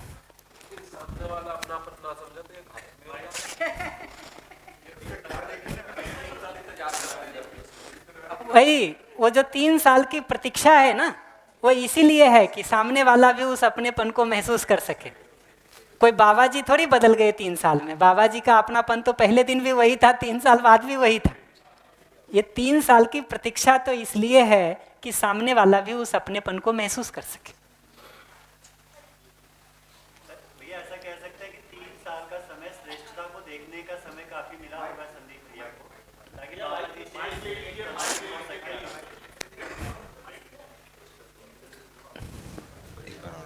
जी। तो भैया मैं मेरे पास जो बात पहुंची है, मैं ऐसा देख पाया हूं कि संदीप भैया को बाबा जी ने जो शुरुआत में नहीं डांटा होगा, मेरा अनुमान है वो ऐसा रहा होगा कि उनको उतना समय दिया कि वो उस श्रेष्ठता को देख सके बाबा जी की। और मुझे लगता है भैया श्रेष्ठ व्यक्ति ही समीक्षा कर सकता है, जो उस श्रेष्ठता को प्राप्त नहीं है शायद वो समीक्षा करेगा, या तो अधिमूल्यन करेगा या अवमूल्यन करेगा। इसीलिए नीचे वो बात लिख दी है कि समीक्षा करने के लिए हमारा खुद का जीना ठीक होना जरूरी है। ठीक बात है भैया, वो अगर नहीं है और फिर हम समीक्षा शुरू करते हैं ना, कुछ ज्यादा पहुंचता नहीं। और वो आत्मीयता अगर नहीं पहुंची है ना, आप देखिए ना, अभी कोई आकर के आपको क्रिटिसाइज करना शुरू कर दे, हम क्या करते हैं? हम सामान्य रूप से 2 में 1 काम करते हैं, या तो हम अपने डिफेंस में बहुत सारे आर्गुमेंट देते हैं, ठीक है, या हम पलट के बताते हैं कि तुम कैसे ठीक नहीं हो। झगड़ा क्यों हो रहा है संवाद में? अगर समीक्षा को हम इतनी सहजता से पचा लेते तो झगड़ा किस बात का होता? सारी समस्या ही सुलझ जाएगी कि नहीं? इनफैक्ट हम संवाद पे बात करेंगे तो हम इस पर भी बात करेंगे कि अगला अगर कठोरता से किसी बात को कह रहा हो तो हम किस तरह से उसको सुने कि हमको चोट ना लगे। हम इस पर भी बात करेंगे आगे कि हमारे सुनने की कला कैसी हो कि हमको चोट नहीं लगे अगले की बात का। अभी हमको बहुत बार चोट लग जाता है, और चोट लगा हुआ आदमी 2 में से 1 काम करेगा, या तो अपना जस्टिफिकेशन करेगा या आपको बताएगा कि आप कैसे बेकार हो कि नहीं।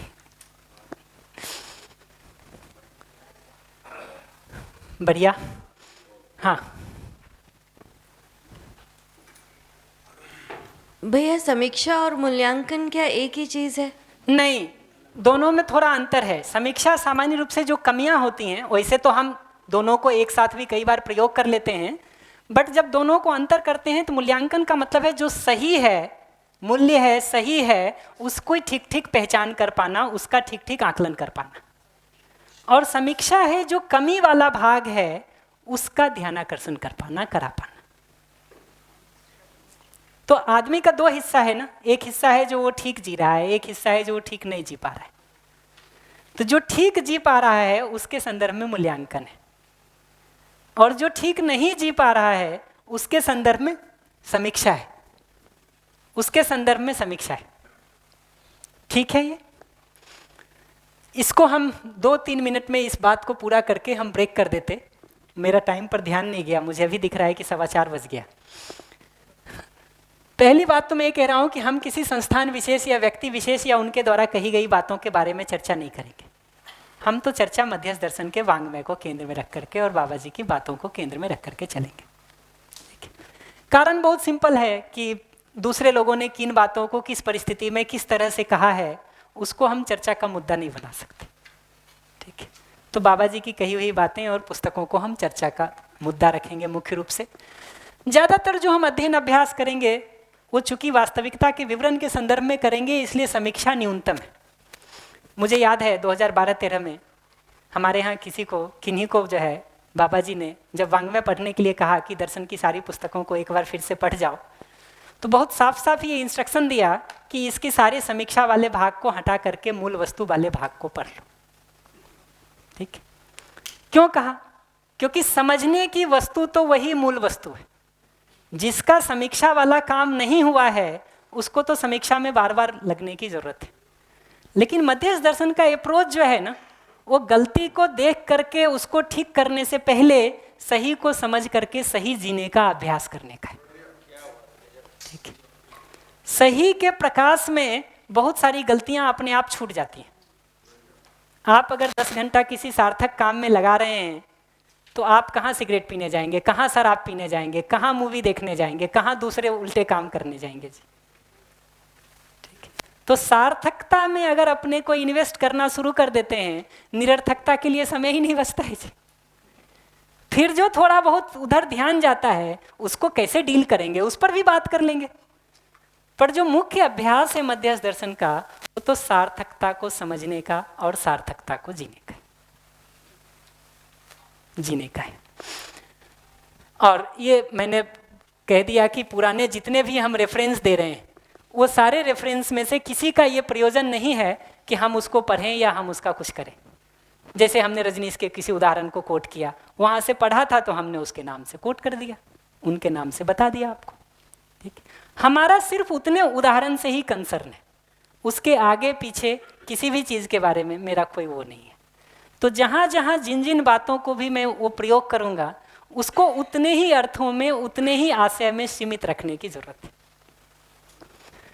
मुझे लगता है हम यहाँ पर चर्चा को रोक लेते हैं।